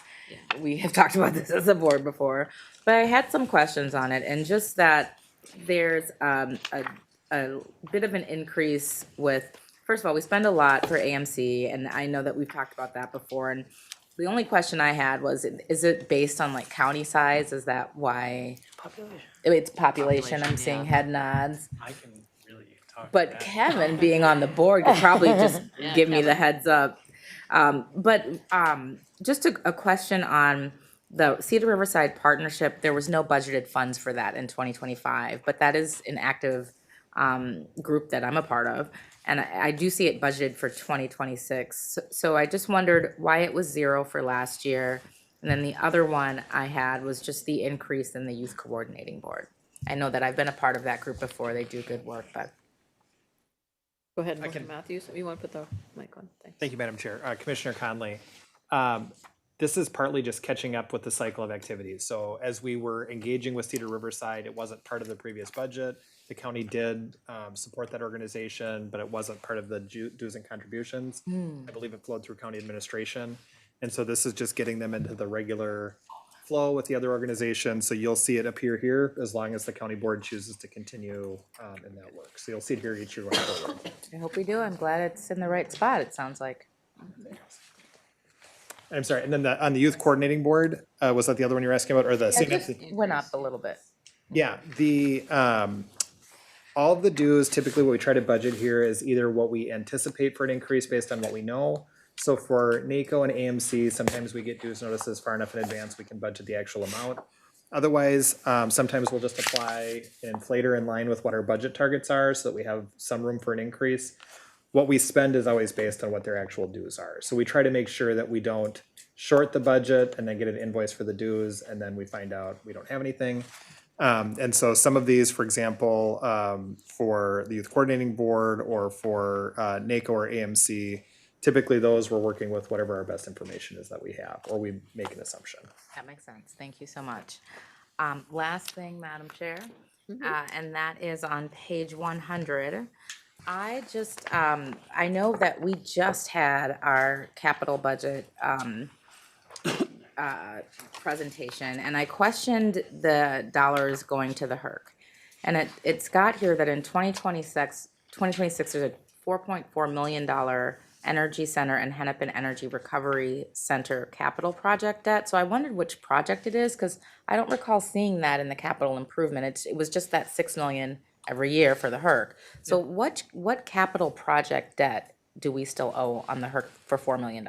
Madam Chair, Commissioner Conley. So this is part of kind of the annual capital maintenance. So if you think about what we put into any of our facilities in a given year, we can follow up with an itemized list of all of the work that goes into the HERC. And so what you're seeing here is the debt service for that year. So if we have to replace boilers, we have to do other like large upgrades. So some of these are going to be projects that were probably implemented several years ago, but we can give you a list of exactly what's in there, and we can work with Dave McNeary from E&E, so you have a full picture of what supports that 4.4 million. Well, that would be really helpful, because the question that I had during that was what happens to the remainder of the $6 million if we don't spend it all? And my understanding was it goes to the enterprise fund, but it looks like it's coming out of this debt retirement. Yeah, so to your question, so the HERC is part of an enterprise fund, the Solid Waste Enterprise Fund. All of the revenues and expenses flow through there. And so what you're seeing here in particular, the reason why the ballpark debt and the transportation and the HERC are broken out separately is those are not paid through the debt levy. Those are paid through revenues from those respective funds. So for the ballpark debt, you would have the ballpark sales taxes paying that debt service. For transportation, that's coming through either our transit or our metro area sales tax. And then you've got, for the HERC, any capital projects that would go through our CIP, those are gonna come out of revenues from that enterprise fund. So it is not relying on property taxpayers to support those projects. Okay. So you've got a memo coming already. If you could just include that as a refresher, that would be helpful. Thank you. And Madam Chair, I think that's all I have. Okay, Commissioner Anderson, maybe you want to lighten us about Oh, AMC? wait. Oh, I'm so sorry. I just have one more. okay, quickly. Okay, I'll be quick. On page 103, I just noticed that internal service funds are completely funded through fees for services. There's no property tax there at all, and it's a huge amount. So in my brain, I'm thinking, where else can we just use? So before I go there though, what fees pay for this? Yep. Madam Chair, Commissioner Conley, great question. These are fees that are paid by our departments. So if you think of internal service funds, so I'll use an example. Central IT is an internal service fund, Fund 62.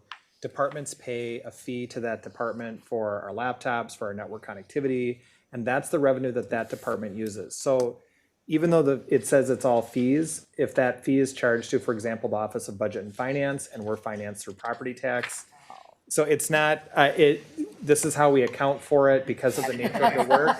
I know, I didn't mean to get your hopes up. Yeah. Didn't mean to get your hopes up, but it is a really great question, and I appreciate you asking that. Thank you. All right, thank you for the clarification. Okay. Thank you, Madam Chair.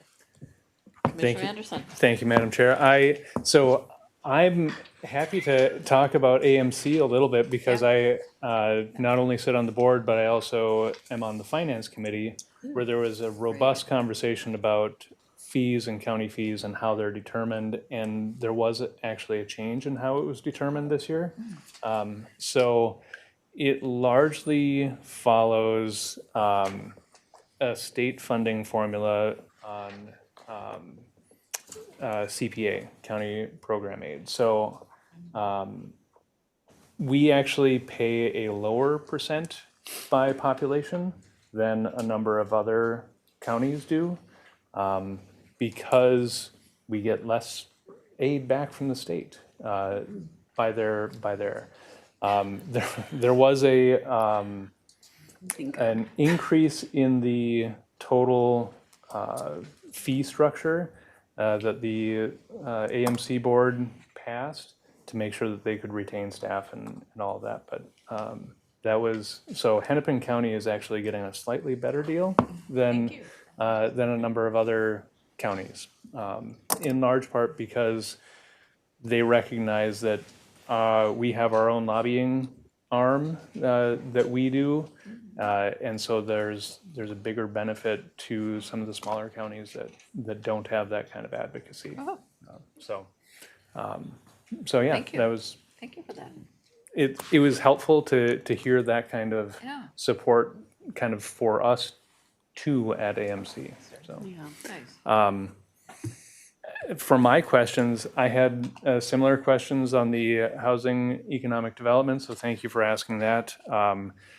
It is always fascinating going through all of the different things that we do that are so kind of behind the scenes that allow us to operate and run efficiently.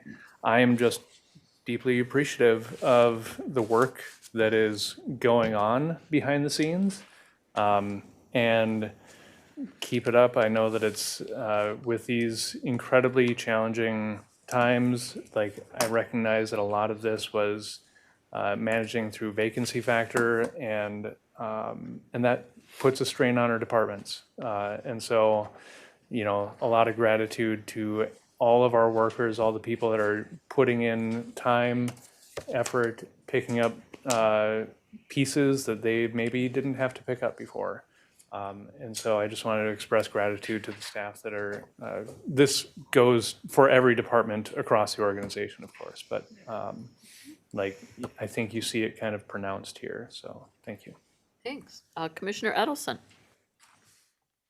Thank you. So for the grants management, I love the grants program that we have. It's one of my favorite things, I think, for our communities to really feel engaged too if they don't feel like they're getting, you know, if they don't use services. So one of the things though with the state level, and it's so prominent right now, is all that there's fraud and some of the things that have been abused. And now they're taking away programs that people actually really are using. And I would love to know what we're doing. Just, I mean, I know that we have work that we're doing to make sure that we're checking on grants, but the stability of the grants and the trust in government and that we can manage grants is really important. So I would love to hear from how that's going. Sure. Sorry. Sorry, Chair Gattel, Commissioner Edelson. I would encourage either Beth Stack or Jennifer Yang to share some information about how the grants department is navigating that.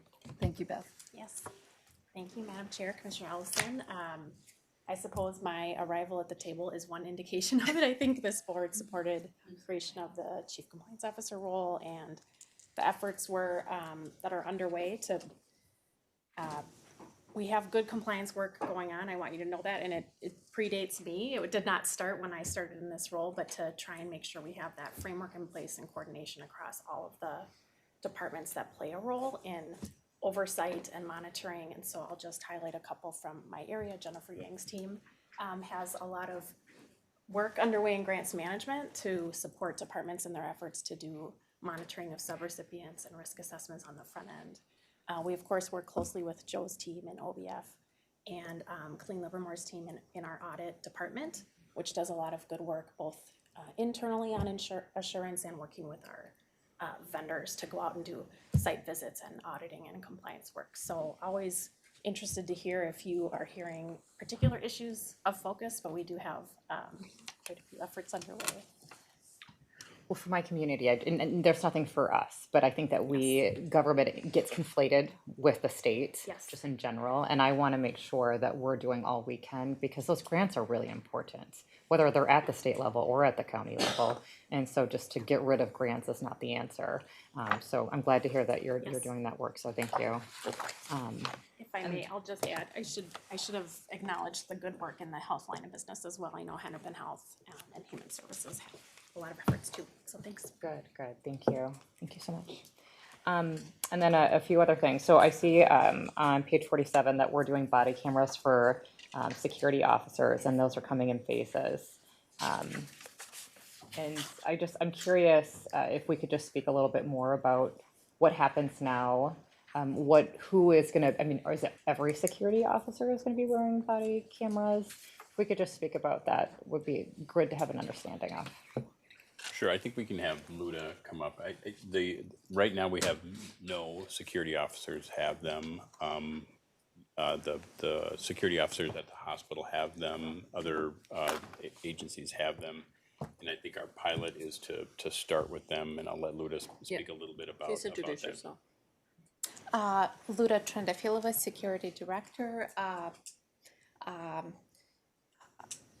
So that's correct. We will start with a pilot. We want to first to see what works for us, what not. We have been working on the policy. As we already know, body cameras have been used in Hennepin County. So we were able to look at all the policies in the county and outside of the county and find best practices for us. But we want to start with pilot because we are different from other departments who currently use body cameras. So we want to see what works and what doesn't. And once we find the right place where we at, we will expand. And I think, Commissioner, just one more thing. Over time, the county has expanded the use of body cameras. It first started with the sheriff's office and patrol, and then we ultimately, we went to the jail. Now all jail deputies wear a body camera, and then this is kind of the next natural place for it. And in those other places, we have found, in the beginning, there was a lot of trepidation about body camera, but we found that it really helps with transparency, and it really helps us understand when there is an incident that happens, what actually transpired, and we're very hopeful that the same thing will happen with security. We still have sometimes where there are, people are saying something happened and our staff are saying something didn't happen, and that will provide us that transparency so that we can make sure that we're providing the service that we want to, that we need to, but also that we're able to see if there are any issues that arise and have something that can really help us, be one more check on making sure that we're doing what we need to do. Right now, Luda's team spends a lot of time looking at our cameras that are stationary to kind of look at what happened, but you don't have any audio and it may not capture everything that's there. And so this is one more way that's going to help us, hopefully provide safe and secure areas and really, we think, support our security officers in the great work that they do. Well, and just that, so I know there was an incident not long ago, I think it was in the last year, at a library. And so in that instance, when we're contracting with security, are they wearing, I think that there's levels. I'm glad that you're looking at pilots because I could see where it makes a lot of sense, absolutely, for law enforcement, for the sheriffs. And for security, it makes a lot of sense for certain areas to have it prioritized. And in that instance where we have contracts, are we having those contractors? Right now, they do not have body camera, and we haven't required that as part of our contract. But depending on how our pilot goes and whether we do that, that might be something that we look at in the future. This is going to, the security pilot is going to piggyback off of our existing contracts that we have for the sheriff's office, for the body cameras that we use and the storage that we use for that. So that we're going to have one kind of Hennepin place for this. But we haven't really looked at expanding that yet to contract security. Well, I would encourage us to do that, I think, or figure out ways that we could, because I think in the instance of the person and also the security officer, it would have been nice to have a full picture of what happened there for the safety of both resident and also the security officer. So thank you for that. That's all I have on that. And then there's one more thing I had in terms of,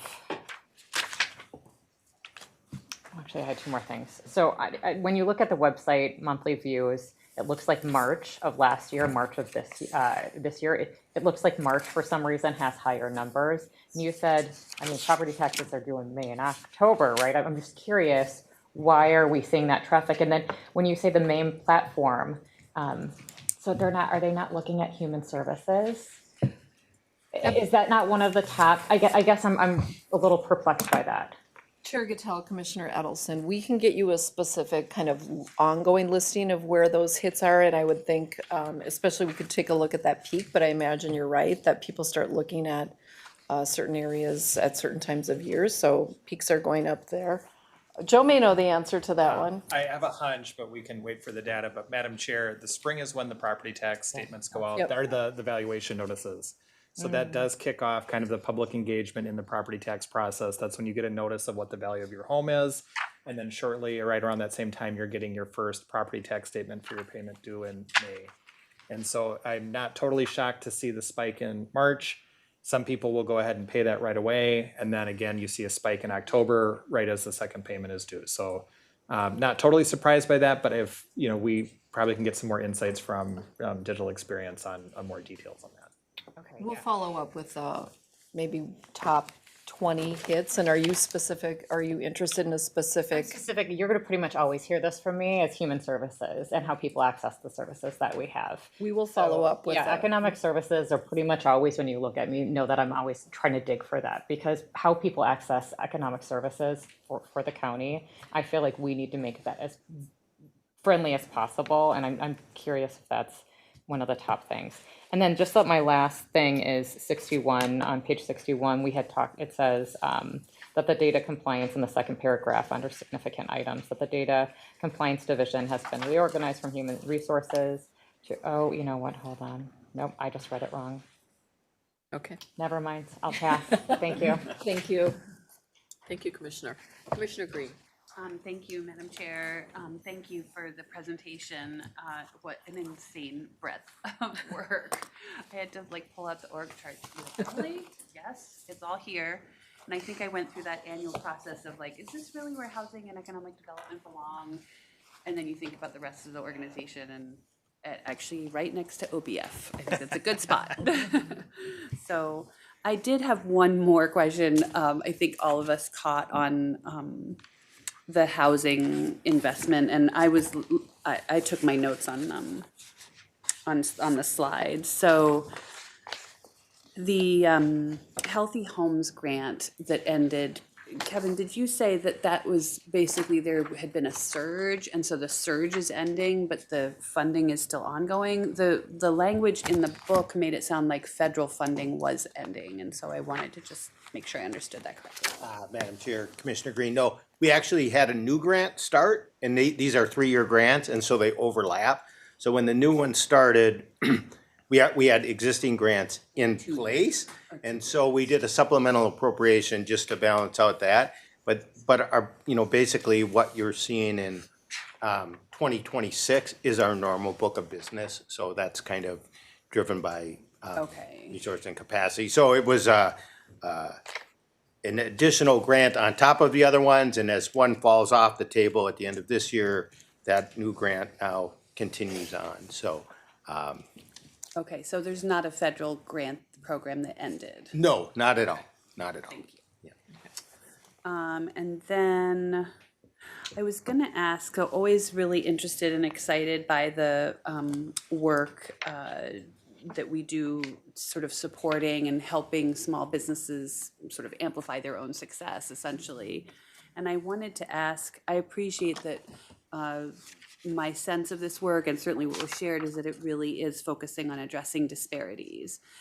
Now, we do know that a lot of small business growth happens in communities of color and immigrant communities. That's sort of the natural way that's how things were 10 years ago. And so I'm wondering, do we have a way of addressing, of measuring how we're addressing disparities in that space, such that we can really take some credit for any incrementalism? Sure, Madam Chair, Chair Gattell, Commissioner Green, I think Patricia Fitzgerald is here, and I'd invite her to join us. Please introduce yourself. Thank you. Patricia Fitzgerald, Housing and Economic Development, Director of Economic Development Strategy. Thank you, Chair and Commissioner Green. We do have a lot of data on who we serve and the results of our work. So we can say how many businesses owned by Black, Indigenous, and people of color Elevate Hennepin has helped launch, how many businesses have accessed financing, added jobs, and that sort of thing. So we have those direct results from our work. The data on small businesses in general is a little wonky, so I won't go down a rabbit hole. And surprisingly, some of the latest data on demographics is actually from 2022. So it went 2017 to 2022, 5-year span. And that showed a significant increase in Hennepin County in Black-owned businesses in particular, and American Indian-owned businesses in particular, and Latino-owned businesses. I'm so glad I asked. So, so the trend is great, and we saw that, of course, those are, strange years, and so we're looking at other data that we can access to look at what else is going on. Yeah. Oh, well, thank you. Great to hear. And then the last question I had, and Administrator Wentland and I discussed this sort of very briefly yesterday, but I really am interested in knowing about sort of getting a concrete list of federal grants that are ending for our whole organization. And I know on slide 18, this was sort of alluded to, page 8 of our handouts, but I just want to register that I'd like to get a list of that. A lot of my constituents are asking what's going on, and I try to convey Hennepin County is here for the long haul, convey a sense of stability. I think that's our role as elected leaders. On the flip side, I do want to inject some realism about what's going on and the significant cuts. And I feel like many people don't have the ability to sort of conceive of the size of the cuts and the breadth of the cuts. And I know when we talked about WIC coming to an end, I'm like, WIC, I remember knowing about WIC when I was like a teenager, and just like that was always, such an important program that was sort of how America does business, ha ha ha. So I just really want to understand that with great specificity so I can convey that to residents. Thank you. Chair Cattell, Commissioner Green, we can follow up with that information. Yeah, and that's not just this. I've mentioned it today, but it's not just on your group, Jody. Commissioner Fernando. Thank you, Madam Chair. So this is, as mentioned, it's obviously a very large book, but I think over the years that I've been here, this, even just these together, right? Resident Services always wasn't its own line of business.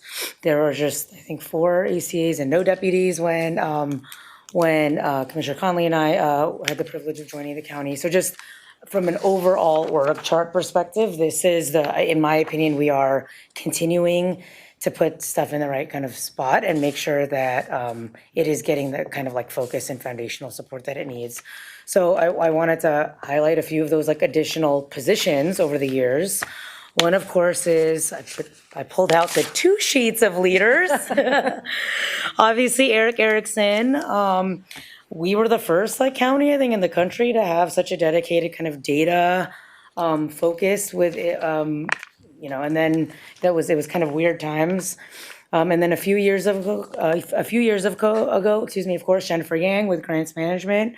And then just last year with compliance and Beth. And so I know that there are many others, but those 3, I think, really demonstrate my affirming feedback for this particular line of business and the way that the organization has sought to do work in the last handful of years and in the coming years.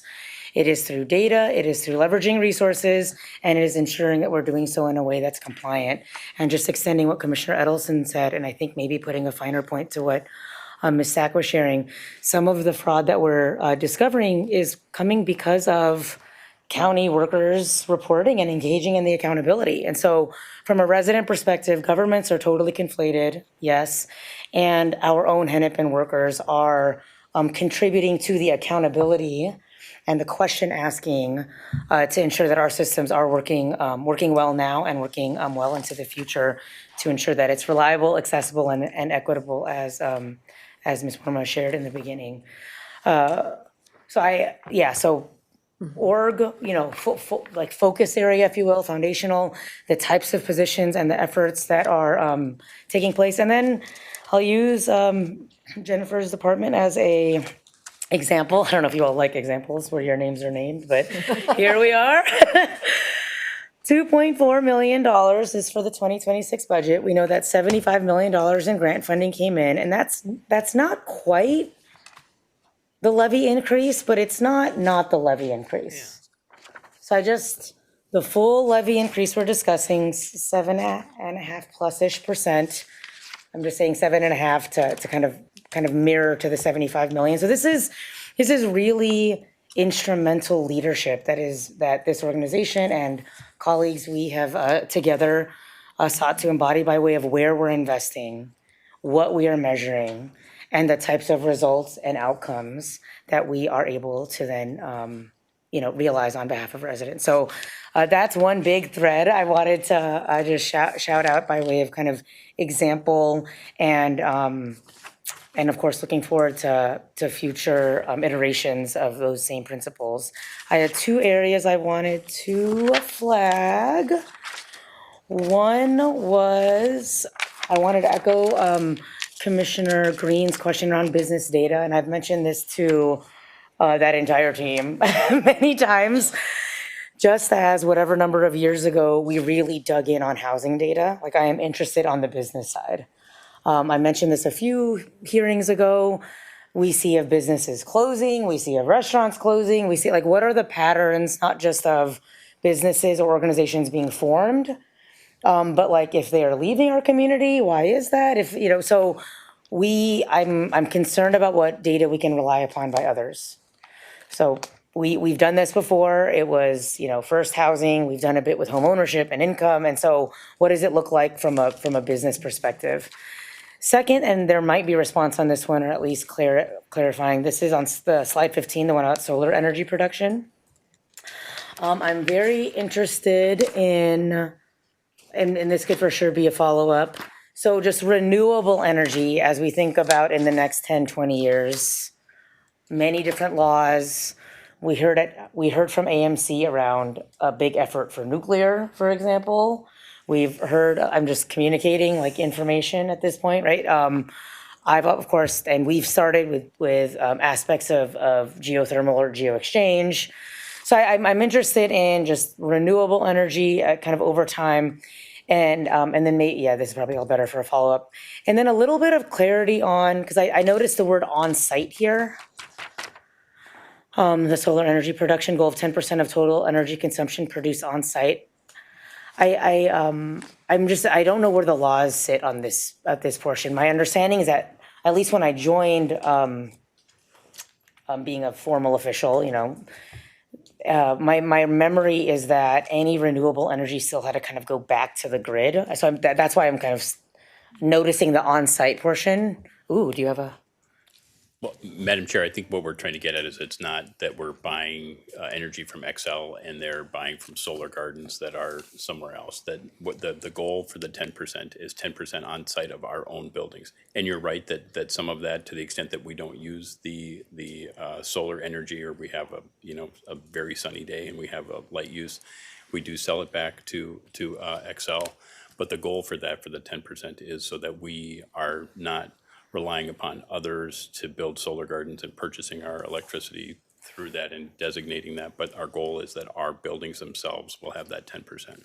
Agreed, but that's just mathematically, right? We still rely upon the grid. It has to go back into the grid and then it comes back to us, or is that not the case? Anymore, or did I stump someone? Now, That'd be nice. I'm a lawyer, not an engineer. So I'm not going to answer My that. condolences. No, I'm joking. I'm joking. Okay, I'm going to land this. Well, I appreciate the follow-up. What I'm getting at is resiliency among our in-house systems. If we are producing the energy on site, how might that be generative either for ours or maybe even the surrounding area? I come from a geographic area with a lot of outages. And I used to just kind of swallow that because my residential area has lots of outages until this year, for the first time, North Point had to close early. So I am I'm interested in how renewable energy overall, and then increasing resiliency for our organizations. And I'll leave it at that. Thank you, Okay. Madam Chair. Any final comments on that? Go ahead. Madam Chair, Commissioner Fran, may I wanted to touch on, you indicated in regards to the foresight that this leadership, the county board had in regards to where we have grown and the needs for service and support. So Jennifer Yang and grants management, the $70+ million in grant. That foresight also, Beth Stack, who talked about the compliance between the development of the compliance team and our grants management team, that resulted in all the changes that have occurred over this last year with federal funding. So on top of the $70+ million, it is about $300 million in. Injunctive relief? Oh, yeah, good point. We have 271 million total budgeted for 2025. And about so the same amount in 26. that team made the difference in helping this large organization organize our work, really be attentive to our work and ensure that we pull down funding where it's most appropriate in the most, in a manner that reflects our county's mission and our core values. So I just want to acknowledge that. Madam Chair, that's great. I love that I thought I pulled out a big number to, shout out the work. And of course, there's a larger number. So thank you for the clarity. And we are very, very grateful for the injunctive relief and the overall continuity of revenues during a very particular time. Thanks, Chair. Thank you. I know you have to take off and you certainly may be excused. But one final quick, feel free, there's plenty of space in Fort Snelling for wind turbines. Yeah. Think about it. Close to the We airport. were adding to the It's too renewable. close to the airport. Ah. Sorry. I know, that's a really good idea if we could do it, but there's new technology coming on those too. I wanted to start talking about the fraud because it was brought up a couple of times, and I know that when I was out at my town halls, and I just finished my town halls, it was brought up and people were talking about it. And I know every time I hear a fraud case, I always call Jody, what do we know? Do we have these contracts with any of these people? And by and large, no. And that's credible, because we're very careful who we work with, even if it's a small owned business, people of color and stuff. We make sure that there's compliance. And I know when I first started at the county, when Jennifer DeCubelis was in the Health and Human Services too, that we stopped some contracts with transports because of the issues of fraud. And I know that at every moment that those things happened, that we communicated to the state about that fraud.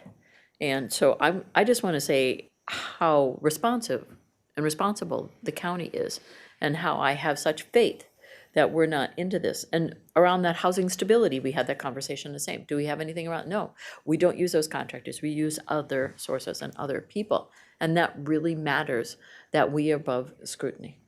And, it just talks to the integrity of this organization. So kudos. Kevin and I sit on the audit committee, and there's lots of questions. Oh, I know. Sorry. Commissioner for. I'm just kidding. So anyway, so I have several things that I'm going to go, and I'm on page 32, and we just I'm talking about this LAHA, which we got. This is great dollars. We've heard about how we're doing with those kinds of things, but I'm just in the overall picture of what's coming down the pipeline, the cuts at state, the cut at federal. I know we were hoping to take some of those dollars into more affordable housing project, but I was wondering, is our strategy, what is our strategy now with what's going on at the federal and state level? Can somebody speak to that? Chair Guttel. Kevin, do you want to? Mr. Dockery, thank you. Welcome back up. You knew you weren't on the top. Thank you, Madam Chair. It's a great question. I think both between housing and economic development, housing stability, and OBF, we have contingency plans, and then we have contingency plans for contingency plans, because with a lot of federal dollars. But you will see, we will continue to, I think, robustly invest along our continuum. So where we see weaknesses based on other funding sources, be that in shelter, supportive housing, affordable rental, and home ownership, we will adjust our plans as we go, but you will continue to see us talk about the continuum of investment and where we need to invest. So if there are shortages in the shelter system, I think like we're seeing now in 2026, we'll lean in there. As we move hopefully beyond that, we'll continue with the ultimate goal of continuing the production numbers, because we know that, I mean, that's our strategy, right? To provide a product for people to move from homelessness into stable housing and then up from Just wonder how we'll have the dollars to do it. yeah. I mean, you know, it'll be, there'll be some leaners, I think, as we adjust, but you will note, like today, from our perspective, and you heard this from me last month on the HRA, right? We haven't reduced any of our programming in the HRA, so we will continue that production. We have not lost any of our federal CDBG home ESG grants yet, so we continue to deploy those funds, and the sales tax then will be, you know, additive to that. And if, I think Joe maybe. Are we hearing anything from out of Washington DC on this? So, Madam Chair, and I'll respond to that in a second, just to also add on to what Kevin's sharing.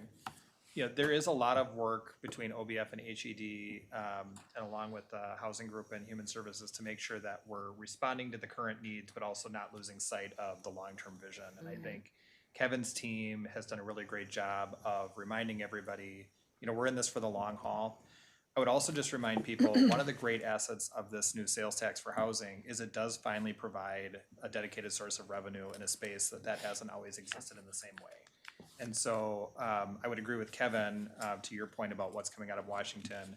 We are certainly seeing a lot of indications for massive disruptions in how HUD is being funded and where they're gonna put resources in the future.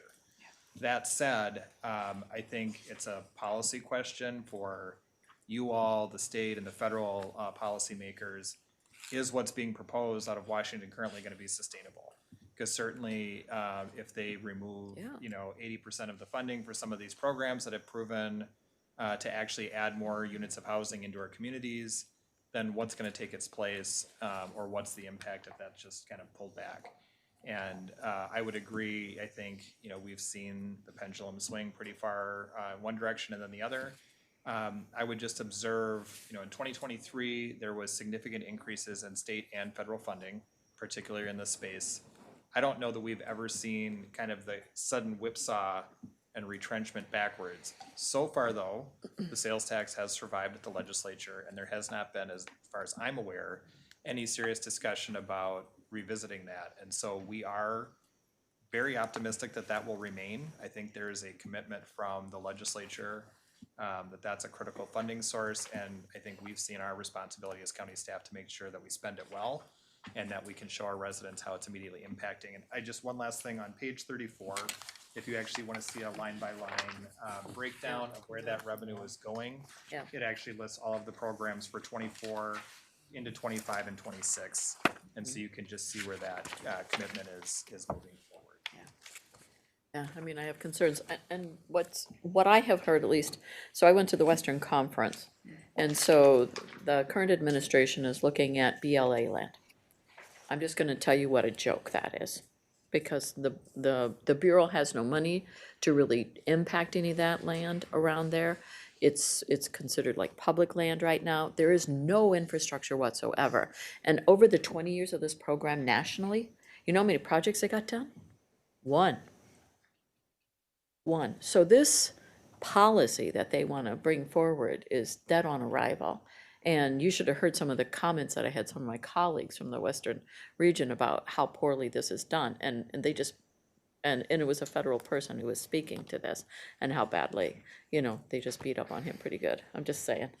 It's just not a good program right now, and it didn't work out for them. And to try to, nobody can afford, developers can't afford to put all the infrastructure into those areas to get those housing. A lot of them are in areas that are water poor and are impacted by climate at a greater rate than ours, you know, in parts of the southern, southwest states.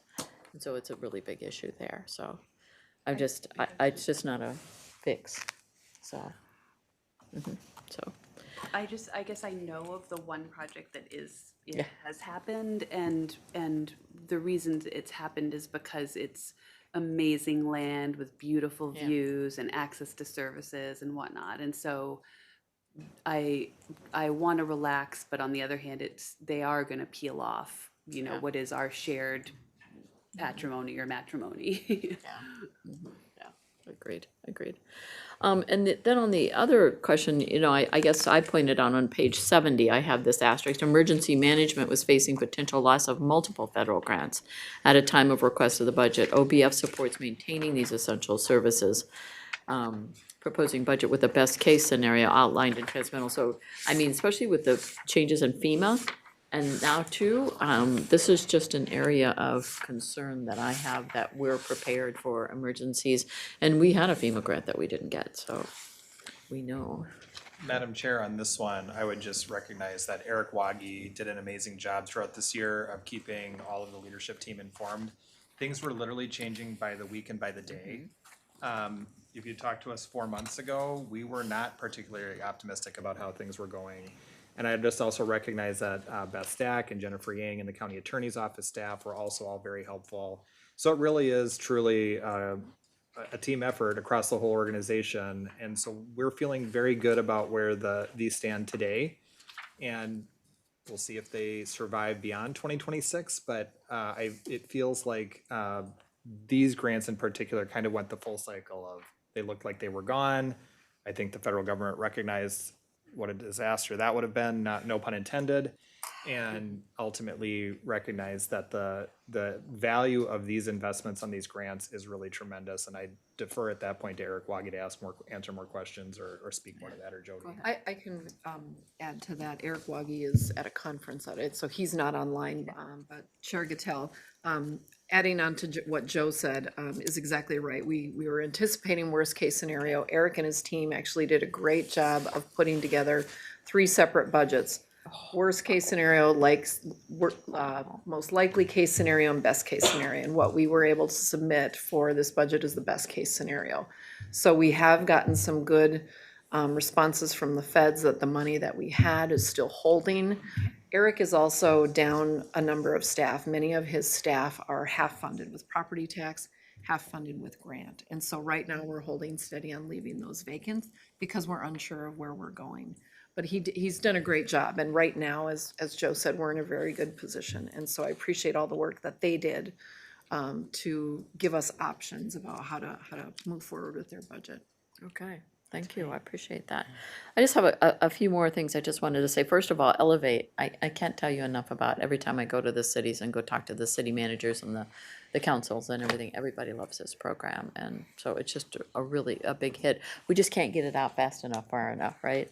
And I just love going and seeing the businesses. They are so fun, they are so cool, especially when they do their presentations. And I also wanted to talk about the whole solar. First of all, that was really great to see the work that we're doing. But the facilities folks are just amazing people. They're extremely imaginative. They're creative. And they have garnered a lot of the low-hanging fruit, and it's getting a lot harder for them. And in fact, we've actually brought on the 625 and the 701 buildings, and so that's kind of skewed information, and we've had to right-size some of the ways we calculate that too. And we also had more heating days and more cooling days than we have in previous times. So again, trying to balance that all out, that, with climate change, it's really, really hard. But so they're very much challenged by this. So just saying, we brought in the hospital systems this year. I was so excited to see the hospitals there and sharing some of their great practices with us, and we learned a lot. But what they talked about is what's on the horizon for even bigger savings, but bigger projects. And that's a realistic thing. There's still a lot of room to put solar in here. And also there's water geothermal is the next thing, and that's the next big thing. The other thing, I talked to a couple people at my table about the commercial and residential wind that's coming up. And there's all kinds of technology over in the Scandinavian countries. We can literally put it on the side of the building or up, and it's not as high as the wind that we have now, and it captures really well. And so there's a lot that's going, you can put it all along the whole side of a building and capture, especially down in the streets of a place like Minneapolis, because of the way the wind works, because of the way the weather is, and just because of the streets and everything actually funnels wind. We all know places where wind funnels, and you can take advantage of those now. And that's going to be some of the new creative ways in which we come up with some of these savings. But I have a lot of faith in our facilities people. They're going to do it for us. So I just wanted to mention that. And Title II about the whole accessibility, I hear a lot from my disability community. So I thank you for taking this on. This really means a lot to me and to the community that I serve and that I respond to usually weekly. One of the big things I just want to push out there is how grateful they are for the YouTube channel with the closed caption now. A lot of people were struggling to be able to find the closed caption and turn it on and not knowing that, and people with disabilities and cognitively challenged folks have a hard time with this. This is so much nicer for them. You'd be surprised how many people watch this of that community. I know they get online with me regularly, so I just think that that's wonderful. So those are my comments. Any reflection? Any last comments? We do have a couple minutes. I just have one comment. I just want to flag, I just received a text from a food shelf in my district. And I know we're on operations right now, but we're the county. Yeah. And he just met with other food shelf executive directors, and they're on crisis mode. Yeah. So I just want to flag for us, I know that we don't know what we're going to do, but to say we don't know what we're going to do when food shelves are not sure how they're going to feed people, I just want us to be thinking about that. Yeah. So I don't know if we can pause some of the grants we do. I don't know what we can do, but we cannot let people go hungry in this county. So I just would like us to be digging down deep on what we can do to make sure that come November 4th and people are going to the grocery store and their card is not working, I'd ask you to not eat that night, right? Not everybody has family. So I just, not to, sidetrack us here a little bit, but it's actually really important. No, I got text messages last night too about some of the other stuff, and I forwarded on to Jody and to Kareem about some of the other funding that's gonna drop off. People are gonna be in dire straits here, and it's gonna happen really fast, so. Contingency planning needs to start, it's gotta be now. So I know we've done some of the planning, so let's figure out what we can do, so appreciate it. Any other last things? I can't believe we finished up early, as big as this book was, so. Now with comments concluded and everything like this, we'll move on to 4A, which is the old business. I'd like a motion to lay over at this item until 12 p.m. noon on Thursday, October 23rd, when we will convene for the budget hearing on 2026 proposed budget to consider the human services health line of businesses. So, second. It's been moved and seconded. All those in favor signify by aye. Aye. Motion carries. Item 5 is the open forum. Members of the public watching this budget hearing can call in and leave a recorded comment, and it'll be played at the next board meeting budget hearing. If there is not enough time to play all the comments, the recordings will be sent to the commissioners. Your comments should be related to the specific budget hearing of today. Recorded messages will also need to meet the following standards. They are the same standards for the in-person comments. Callers need to state their first and last name. Callers will need to adhere to the rules of decorum outlined in the posted guidance. Comments must be kept 2-minute limit. Comments that were beyond the 2 minutes will not be heard. So to record comments, call 612-688-3545. The line will be open 4 hours starting at the end of this, which is 2:30. That makes it till 6:30, and the line is open.